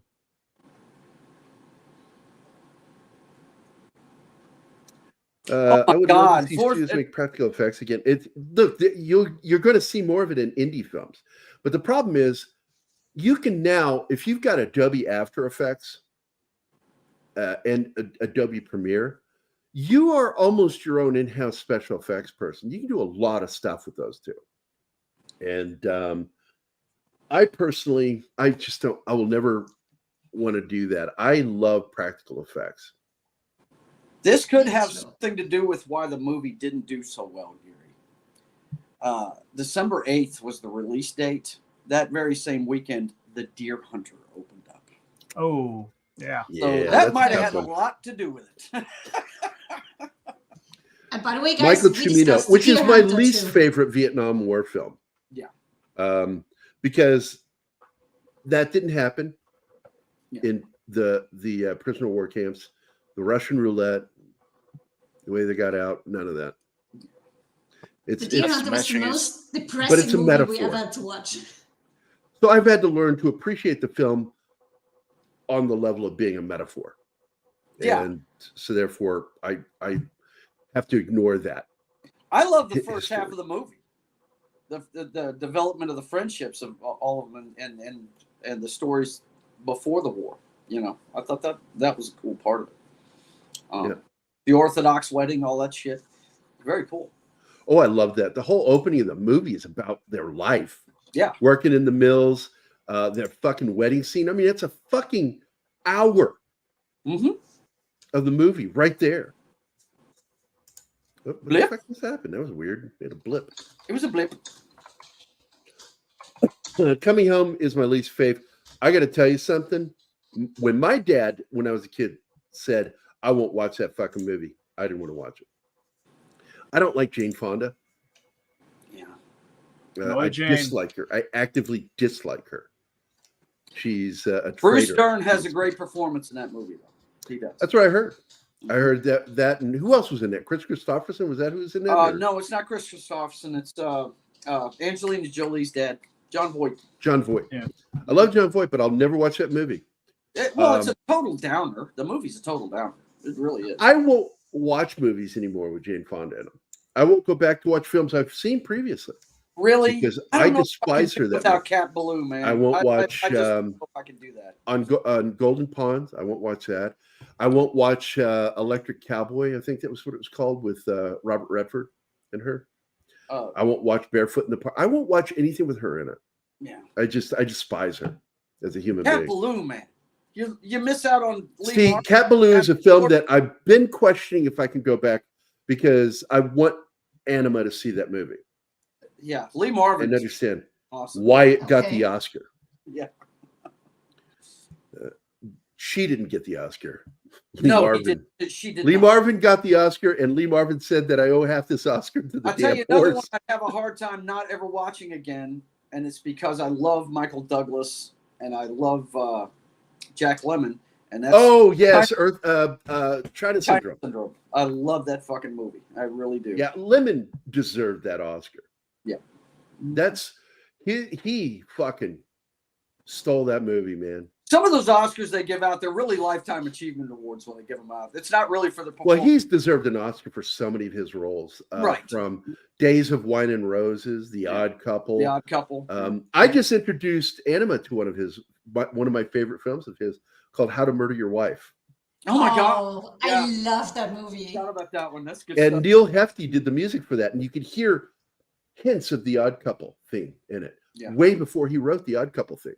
The guy was so talented, man. I mean, I just watched JFK not too long ago. Every once in a while, I'll show that to the clients, and wow, man, he's great in that movie as that little dude that blows the whistle on Ernest Borgnine. You know, he's just fantastic. I'll watch anything with Jack Lemmon in it, man. He's great. Yes. My dad is a huge fan of his and Walter Matthau, and he showed me the movie The Odd Couple in German, obviously, when I was a teenager. I'm surprised he didn't show me the one that's about How to Marry Your Wife. What was the one they made when they got older? It was kind of like a take on The Odd Couple. It had Grumpy Old Men. Grumpy Old Men. That's Well, it. first of all, they actually did the Odd Couple too, Yeah, did they? Really? because in real life they were best friends. Yes, absolutely. And I jokingly but honestly also say that a great example of when loved ones die that the other one goes quickly Yeah, you after mentioned that. is Just that Jack Lemmon and Walter Matthau died within a year of each other. hetero life mates. Yeah, they were best friends, man. I love the Grumpy Old Men, but I actually really enjoyed that movie they did, Odd Couple 2. Yeah. But they also did a film back, I think it was in the 70s, where Matthau is a hitman and Jack Lemmon is a neurotic. And he wants to befriend this hitman at a hotel. Mhm. And I just remember watching it, just laughing my butt off. Lemmon is one of my favorite actors. And, you know, one of the sad things is his son, Christopher, Really good actor. He's got the same chops as his dad. Career did not take off. Really? He ended up doing like 3 fucking Thunderlips movies with fucking what's his name? Hulk Hogan. Not Hulk Hogan, really? Yeah, Wow. because he beefed up in real life. Christopher Lemon got like really beefed up because of his friendship with Hulk Hogan, but it just kind of ruined his career. And he still does stuff, but it's always background actor, character. You know, he's like in a scene here or there. But yeah, I don't think I could go without seeing Cat Ballou or China Syndrome the rest of my life. They're 2 of my favorite movies, man. That would be hard for me to do. I'm not a fan of the woman myself. I think she's insufferable. I will never watch 80 for Brady. None of that crap. But yeah, Hannah Jane is not the reason why I watch those movies. You know, because the movie I was thinking about is called Buddy Buddy with Lemon and Matthau. Yeah, there you go. Yep. But good God, they did so many movies together. And they're in a lot of movies, even though they don't do scenes together. They're in movies together, and they'll still hang out on set. They worked on Buddy Buddy, Front Page, which is another retake of His Girl Friday. It's pretty good, where Lemon plays Hildy. They did the movie Koch. Out to Sea is another comedy they did together. They're both in JFK. They did My Fellow Americans, a presidential film. The Fortune Cookie is the first movie I think they did together. And let's see. They're, of course, in... I'm trying to remember. Of the Grumpy Old Men films. Yeah. Good grief, they did The Grass Harp together. Oh, my God. They did so many fucking movies together. And... I'm trying to look to see all of them. They did a lot more movies than Gene Wilder and Richard Pryor, but it's the same kind of dynamic. Yeah, they had great. Weren't they both in The Apartment? Might have been. But I got to check because I could have sworn they were both in that film. I know they're both in Fortune Cookie, but Lemon is in it, and I could have sworn I remember Matthau being in it.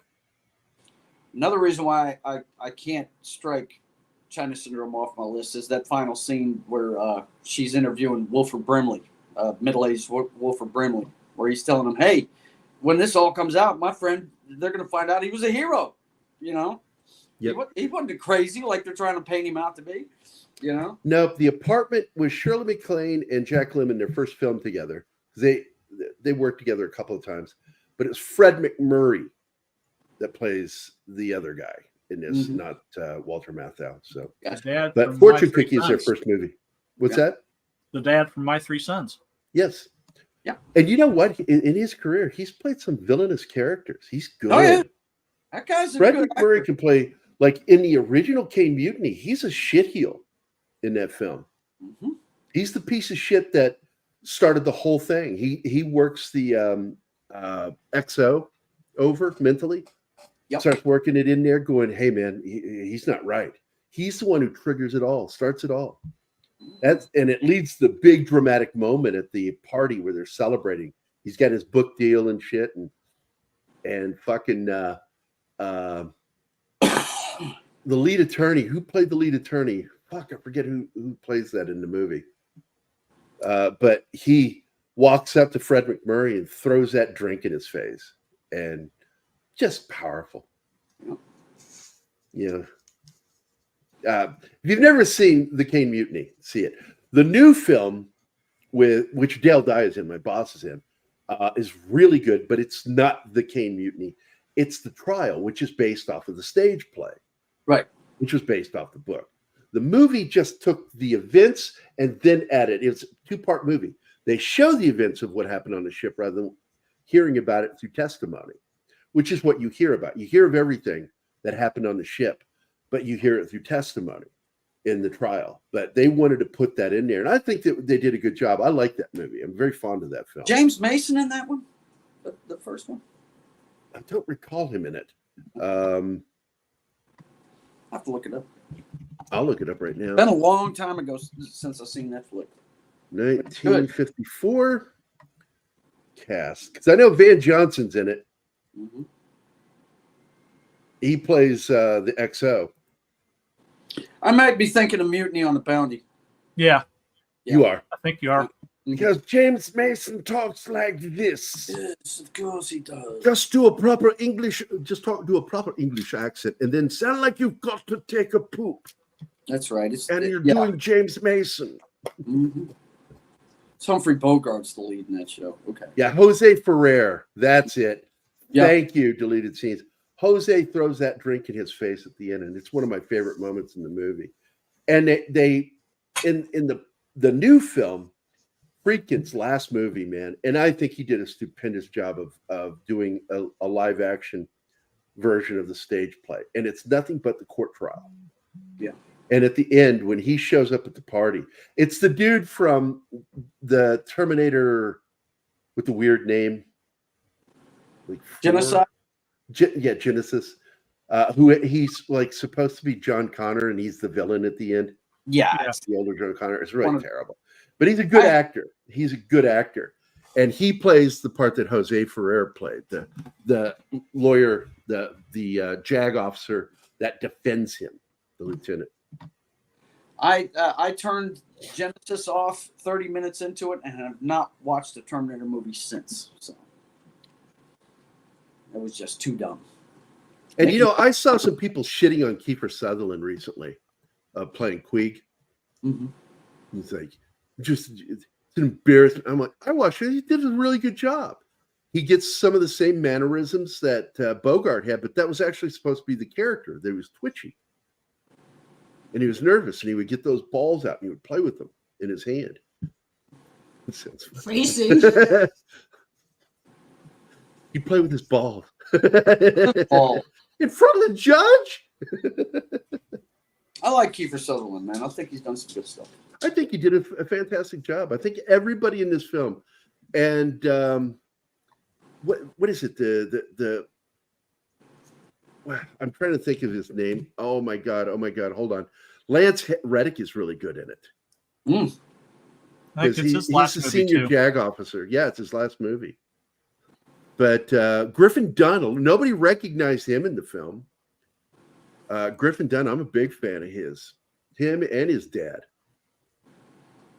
A lot of people don't know that Griffin Dunn's little sister was in Poltergeist and she was murdered. And it led to their father becoming a crime investigator.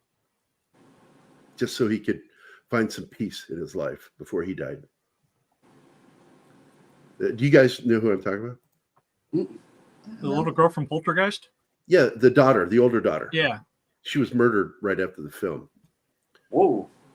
And in real life, Griffin Dunn's father is the great crime reporter. Forget his name right now. Dominic Dunn. And then Griffin's little sister is the girl that was in Poltergeist, that was murdered by her estranged boyfriend. Poltergeist, you could do a whole show on how that movie was cursed. Oh yeah. Yeah. I have not done Operation Petticoat.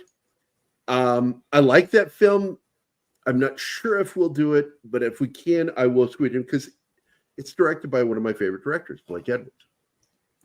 Yep. And it was because when he started out, he wasn't going to do comedy. He, you know, and he's really, people forget just how versatile a fucking director he was. You know, he would do thrillers, top-notch thrillers and dramas. And then he would do, because he directed Days of Wine and Roses with Lemon and MacLean.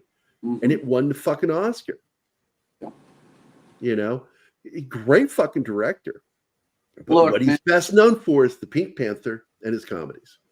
Yeah, but my favorite movie he's ever made is Victor Victoria. That movie is my favorite is SOB. SOB is fantastic. A lot of people don't know about that. You should do a show on that movie sometime. Oh, I will. It's in our folder to watch. Yes. For Anima, because it's the first movie where Julie Andrews fucking went rated R and she pulled out her fucking tits. Yep. And she's married to Blake Edwards, the director. And that is why you want to show this to me? Okay. No, it's just a great fucking movie. It's a great movie. It's a great movie about old school Hollywood. Like no other flick will. It's friggin' awesome. Yeah. It's Oh, a okay, great I like film old about school Hollywood. what was awesome about Hollywood before it became a shit mill. Yeah. And the guy who plays the main character who dies in the film, Mulligan, he a great actor, man. He was great on Soap. I can't remember if he did it on purpose, but he commits suicide in the film. Yeah. And his best friends, played by Robert Taylor? Robert Taylor. Yeah, Robert Taylor from The Music Man. Mm-hmm. He plays a gay actor. And his flamboyance in that is just so fucking funny. And he'd reprise the similar role later in Victor Victoria. Victoria. He's pretty much the same guy. Yeah. Yeah. I love that movie. My dad hated it. Oh, Fucking, dude, it's so great. Fucking queers. And I'm like, It is the it's a funny definition movie. It's a of good the film. hypocrisy of Hollywood, man. What pissed him off was when James Garner says, "I don't care if you're a man," and kisses her. Yeah. That pissed my dad off. And he was, James Garner, better than that. Calm He's down. Like an actor. He's an actor. It's a movie. It's a script. That's the Sound of Music. The Oh my tits God. are alive. The tits are alive with the Sound of Music. Yeah, and that movie. That's yeah. how you can That's what tell it's- that we're at the end of the show. The guys are getting weird. Well, we're going into trivia too. So it's Yeah. not like we're going off topic. We're still doing trivia. Yeah. So what's interesting is I just found out, thanks to you guys, I did not know that Julie Andrews lost her ability to sing. Really? I did not know that. What a crime, man. The same thing has happened to Linda Ronstadt. Linda Ronstadt. She had to have surgery on her vocal folds.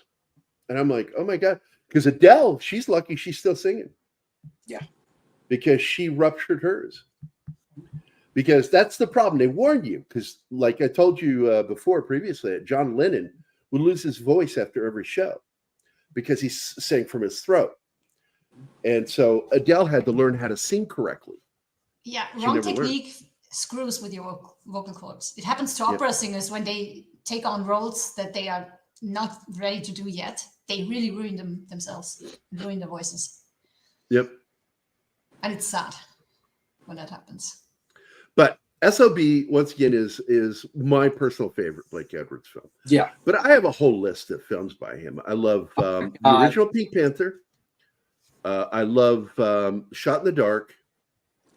I love, oh my God. I like Blind Date with Bruce Willis. That movie's freaking off the chain. Oh yeah, that's crazy, dude.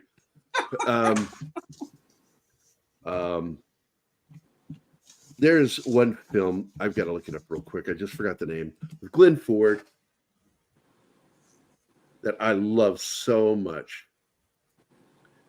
Let's see. Well, I love Return of the Pink Panther. I like the Pink Panther Strikes Again. Yes. That's a trilogy kind of. The Pink Panther, Return, and Strikes Again. Oh my God. And that was kind of the end of it for me. But Revenge of the Pink Panther was one last go with Peter Sellers. Yeah. And it's got a couple of great moments in it. That's the one where he says, does he Doug bet? Right.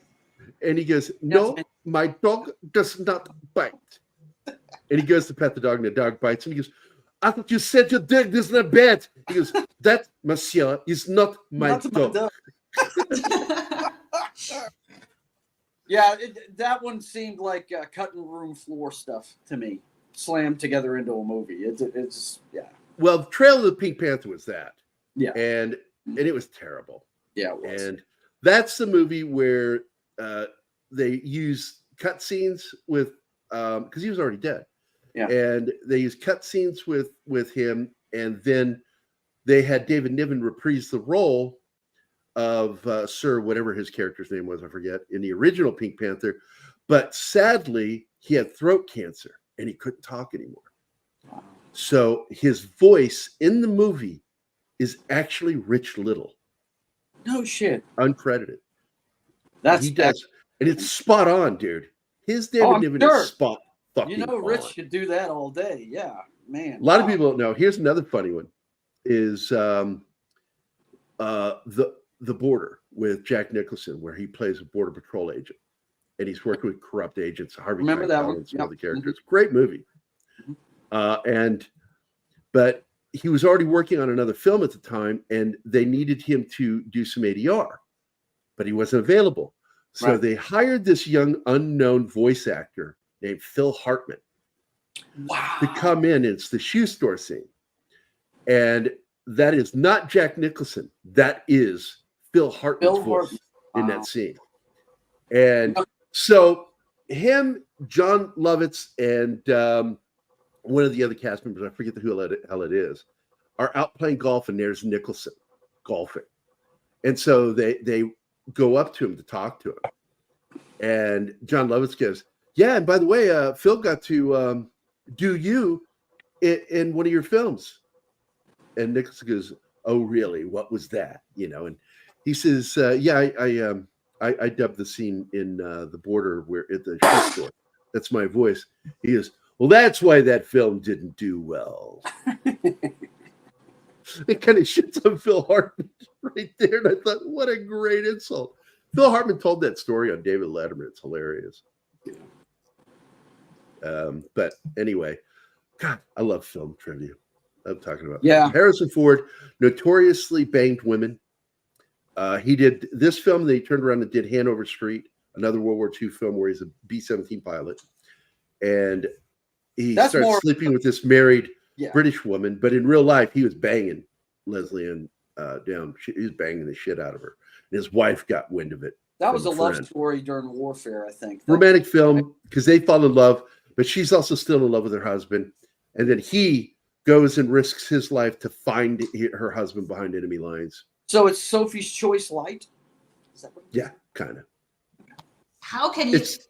forget it. How can you love someone and fall in love with someone else? I can't wrap my head around that one. Oh, it's a How bullshit thing. Possible? You cannot be in love with two people. That's right. That's philandering people. I guess they were pansexual. It's false. It's fake. It's fake. Or not pansexual. It's not real. Call that now polyamorous. Is that what it is? Oh, that shit. Oh. Whatever. Don't get me started on that. I can't stand duplicitous people. I had a relative tell me that they were in a polyamorous relationship once, and I said, well, it won't last. I can tell you that. And sure enough, it did. Are those so-called open marriages? Hello. Oh, yeah. Jesus Christ. That's so wrong. What is this? There's a joke from SCTV about Rich Little and Stairway to Heaven, and Rich Little sounded so much like the original, it's scary, and they played the original version. Wow. I'm going to have to find that. I've got them all. You know who's really good at doing voice impersonation now is that guy that played Aaron on The Walking Dead. He did the voice. I can't remember. Oh, yeah. He's incredible. Some of his impersonations are spot on. Hugo Weaving's voice. What happened to him? He's still around. I never see anything with him. Yeah. But he's doing a lot of voice work, man. That's what he do. He was spot on as Hugo Weaving as the Red Skull in those Infinity War and Endgame. That what a lot of people don't know. That wasn't Hugo Weaving. That was the guy that played Aaron in The Walking Dead did that voice. But I heard that Hugo Weaving had a beef about that. He might have. I don't know. He didn't want to come back and do it because he didn't feel that he got the recognition he deserved for Captain America. Well, that sucks. You gotta take care of your cast, man. If you don't treat them right, egos are easy to bruise. I guess. So, but let's see. Breakfast at Tiffany is another film that he did that I like, Blake Edwards. And I do love the movie 10. 10 is awesome. You kidding me? Dudley Moore? It's Dudley Moore's next big film after Arthur. I can think of a couple of reasons why I like 10. One of John Derek's triplet wives that all looked exactly the same. Yeah. Mm-hmm. Miss Derek. Miss Bo Derek. All his wives looked exactly the same, man. By the way, when Dudley was dying, he was diagnosed and he knew he was dying. Mm-hmm. He went and gave a speech at SAG. And I loved that speech because he went before them and he said that he says, this disease, this version, I can't remember, it's Parkinson's-like. I remember that. Mm-hmm. And he says, it strikes one out of every 160,000. And of course, if you don't know this, there's 160,000 members of SAG. So he says one out of every 160,000, and he leans into the mic and goes, "You're welcome." I love that sense of humor. Dudley had a sense of humor till his death, man. Oh. And his body was terrible. If you look and see those photos, I'm like the last photo of him ever taken where he's in his wheelchair and his legs are like pins. They're just thin. There's no mass. He'll always be Arthur in my mind. Oh yeah. And I finally introduced Anima to that movie. And she loved it. So great. I said, "We'll never watch the sequel." I didn't think it was worthy. No. I do not I've want never to seen watch the sequel. You know, I said because before, they had to bring certain back movies John don't- Gielgud as the butler, but he's a ghost in his head, and I'm like, it's dumb. It doesn't make sense. This is one movie and it's perfect the way it is. Leave it there. Yes. And that was the end of Liza Minnelli being pretty, because she got really ugly after that. I don't know what happened to her. She Probably hit the the proverbial booze and the wall. drugs. What? She hit the proverbial wall. Is that what she Yeah, said? well, she also was a boozer and a drug user, just like her mom. Fell off And- the tree. Yeah. Yep. Straight off the tree. And I don't think she aged very well because of it. But let's see. I'm trying to see if there's more of his that I really loved. The Great Race. Great race. Yeah. Operation Petticoat, which we brought up already, because I think I will do that film. Blind Date, of course. SOB. Switch was another one that he did. I like that movie. Which, yes. Ellen Barkin. Skin Deep with Jimmy John Ritter. Fritz. I enjoyed that Yeah. film. That's the film with the dueling glowing in the dark rubbers. Yes. Yep. It looks like a lightsaber The battle. movie's It's awesome, funny as hell. man. Her initial reaction when she finds out there's nothing down there is just priceless. It's so Darling Lily is another drama that he did with his wife, Julie Andrews. Great film. But the film that scared the shit out of me as a kid, Experiment in Terror with Glenn Ford, wow. where what is his fucking name? Ross Martin from Wild Wild West is the killer. And he's wheezing all the time into the phone. He's got asthma. He's always using it in the other. He's like wheezing into the phone. It's creepy as hell. And he's got the little sister to Lee Remick, who is an actress that also cancer took from us. And her sister is played by a very young Stephanie Powers, better known later. But what a great movie. And Glenn Ford is the cop trying to help. I'll have to Because watch that one. I never heard of that one. it's a cat and mouse movie, man. Love Ends in a baseball park. I love that movie. Let's see. He did another classic. Wait a minute. Soldier in the Rain. Jackie Gleason, another great film. He also worked on City Heat. He was involved with City Heat with Bert Reynolds and Clint Eastwood. There you go. Oh my gosh. It was a great film. Blake Edwards was a genius, man. Yeah, he was. I'm sorry. Oh, The Carey Treatment, another great thriller. 1972. He did the Wild Rovers movie, Western. That was fun. This movie's fun, but it's kind of an offbeat film. What Did You Do in the War, Daddy? Is a great one. He also did another Dudley Moore film, Mickey and Maude. I remember that one. And here's two great films I'm about to say to you. The Man Who Loved Women with Burt Reynolds, and then Sunset with Bruce Willis and James Garner. James Garner. Yeah, I remember those. James Garner played Wyatt Earp and Wyatt Earp at the end of his career. And what was the cowboy star that he's playing Bruce Willis? Tom Mix. Is it Tom Mix? Yeah. Tom Mix, because in real life, Tom Mix was friends with him. Yeah. And it's even mentioned at the end of Tombstone. And Tom Mix wept at his funeral. Tom Mix wept. Yep. Yep. Tom Mix, he had a great career until they came out with Talkies. And then it took off. Yeah. Yeah, he had a voice. His voice wasn't right. Go back to that previous one, Ariel Ballet. Yes, I've seen Rat Race. I like the film. John Cleese, what's his name? Mr. Bean is in it. It's a very good film. And yes, it is basically an updated version of It's a Mad, Mad, Mad, Mad, Mad, Mad World. Yep. which is a great fucking movie. And but I still enjoyed it. Yeah. What's that? I said I'm more partial to Cannonball Run myself. Well, Cannonball Run is based on a real race. Yeah, I know. And I love Cannonball Run and Cannonball Run 2. Yeah. Jackie Chan's in the second one, I think. He may be in the first one. I'd have to. I don't think so. I think it's been a the while second since one. I've seen them, Gary. They kind of blend together for me. All I know is if you've got Dom DeLuise and Burt Reynolds, you're gonna have some fun. Magic. Yeah, and in another film, Mel Brooks did the movie Silent Movie, which has Marty Feldman and Dom DeLuise, but Burt Reynolds is in it too. Oh, wow. And it's a lot of fun. His scene's funny. And what I love about that movie is the entire film is a silent movie except for one scene where they have the world's most famous mimist, Marcel Marceau. Yeah, and he says something, doesn't he? Yeah, they call like, him, and you see on the screen, would you like to be in our film? And Marcel is sitting on the phone. He goes, no. And hangs up, and that's the only time you hear dialogue in the film is by the mime. Yeah. And again, Mel Brooks' best movies were films that were co-written with other people. That one, Dom DeLuise and Marty Feldman were deeply involved with the writing of that screenplay, and that's why it was so great. When Mel Brooks goes out on his own, it doesn't work for me. I'm not a big fan of Spaceballs. Not a big fan. I hated Dracula Dead and loving it. I hated Robin Hood, Men in Tights. Have you seen that stuff? I can't that one remember was the dumb streaming as service, fuck. but he did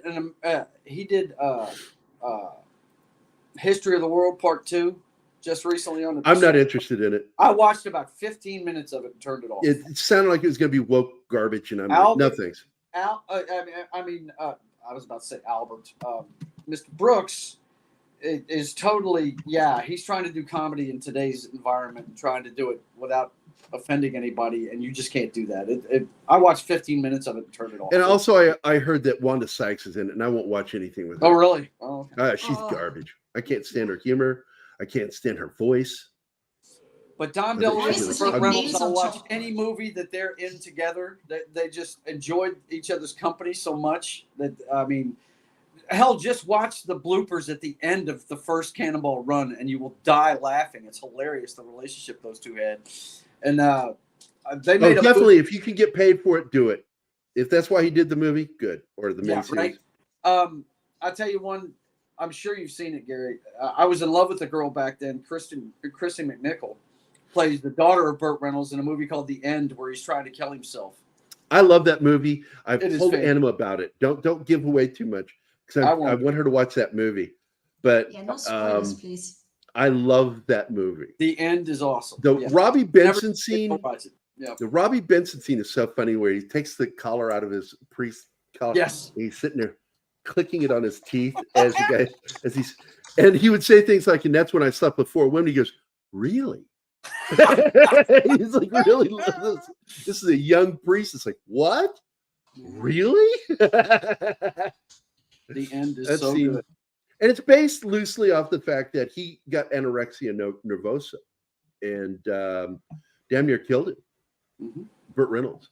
Yep. And so he gave this idea to the writers and they went off with it and they wrote a brilliant fucking comedy, and Dom DeLuise and him.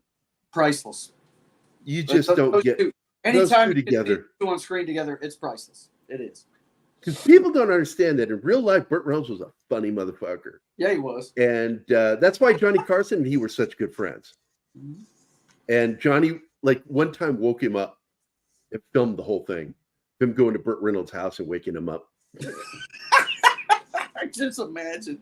Oh my God. Carson would, if you became friends with him, he'd fuck with you. He would do things, mess with you. And he and Bert had that kind of relationship. And it led to that funny moment where I think Burt Reynolds hits him live on TV with a pie in the face. That sounds. Do I remember that correctly? I seem to remember that. You might. I seem to remember him doing that shit and doing some other stuff with a spray bottle of whipped cream. All I know is Bert is one of those guys that he's kind of like Clint Eastwood to me. I'll watch anything they make, and just because I love them as people. I just think they're people that get it. They get the fact that they are privileged to do what they do, and they just enjoy life, man. You know, those guys are a joy to watch, and anything they do. Absolutely. So we'll end on that, man. I think that we've talked some good trivia here. I love talking movie trivia. Hell yeah. Movie Hollywood history. And yes, it's true. I don't know if anybody was shocked by that I cannot stand Wanda Sykes. I can't stand her voice. I watched The Bad Batch and I enjoyed it, but I'm not going to watch anymore because I think that Dave Filoni betrayed George Lucas. I really do feel that way. I absolutely 100% believe that he became part of this cabal to destroy everything that the house that George built. Yeah. And so she may have been the last one, the Brutus in the Ides of March. I don't find her funny. She's supposed to be a comedian. No, I'm talking about Kennedy. Kennedy may have stuck the knife in, the final knife. But it is Dave Filoni who put the last nail in the coffin for George Lucas, what he created. And so... well, I'm one of those idiots that holds out hope that somebody will rejuvenate these dead franchises one of these days. Yep. But it's not going to be the people at the reins right now. So. Oh, she had to go. Anima had to go. Oh, okay. But yeah, I just said I was inning. I think we'll wrap up there, and then she leaves. Excellent time. She was just tired of your shit. That's what. No! Come on. And like that, John's gone. And just like that, three of us. Let me cover up my MP Brizard. Yeah. Sent a hillbilly to Ned Beatty's house to mess with him. Squeal! Squeal! I know that on the set, that dude, the actor that played one of the hillbillies, fucked with Ned Beatty a lot on the set, and it got into his head. And that's why it was such a bad shoot for him. Ned Beatty is a bad experience for him working on that film. But anyway, we are out of here, guys. It was fun.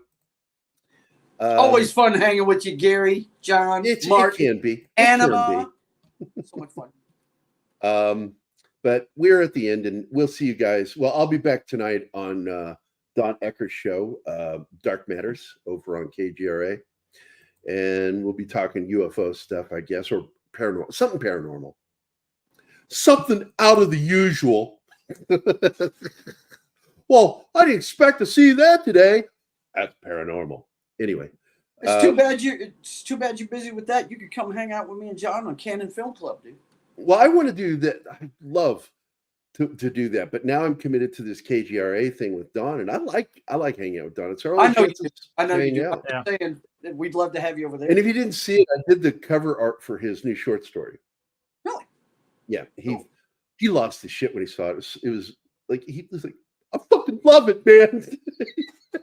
I miss seeing Don. It's a gun in my head. And I'm like, it's a guy standing with a long coat on, because it's winter, and there's a dead troll with just the light coming through the cellar door down onto the dead body, and you can see him slightly silhouetted with the gun in his hand, 45 as usual, because that's Don's my favorite weapon. Of course, 1911. Yeah.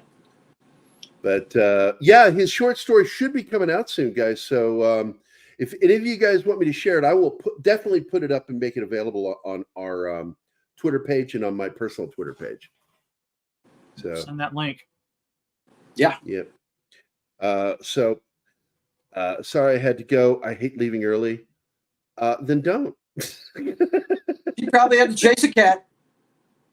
But just like that.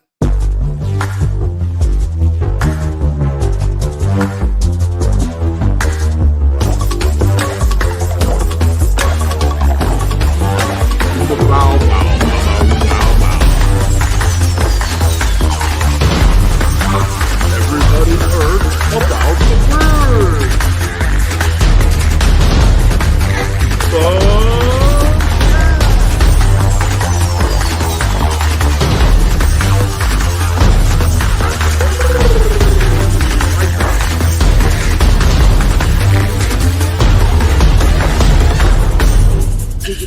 All right. What was the middle thing? Y'all come back.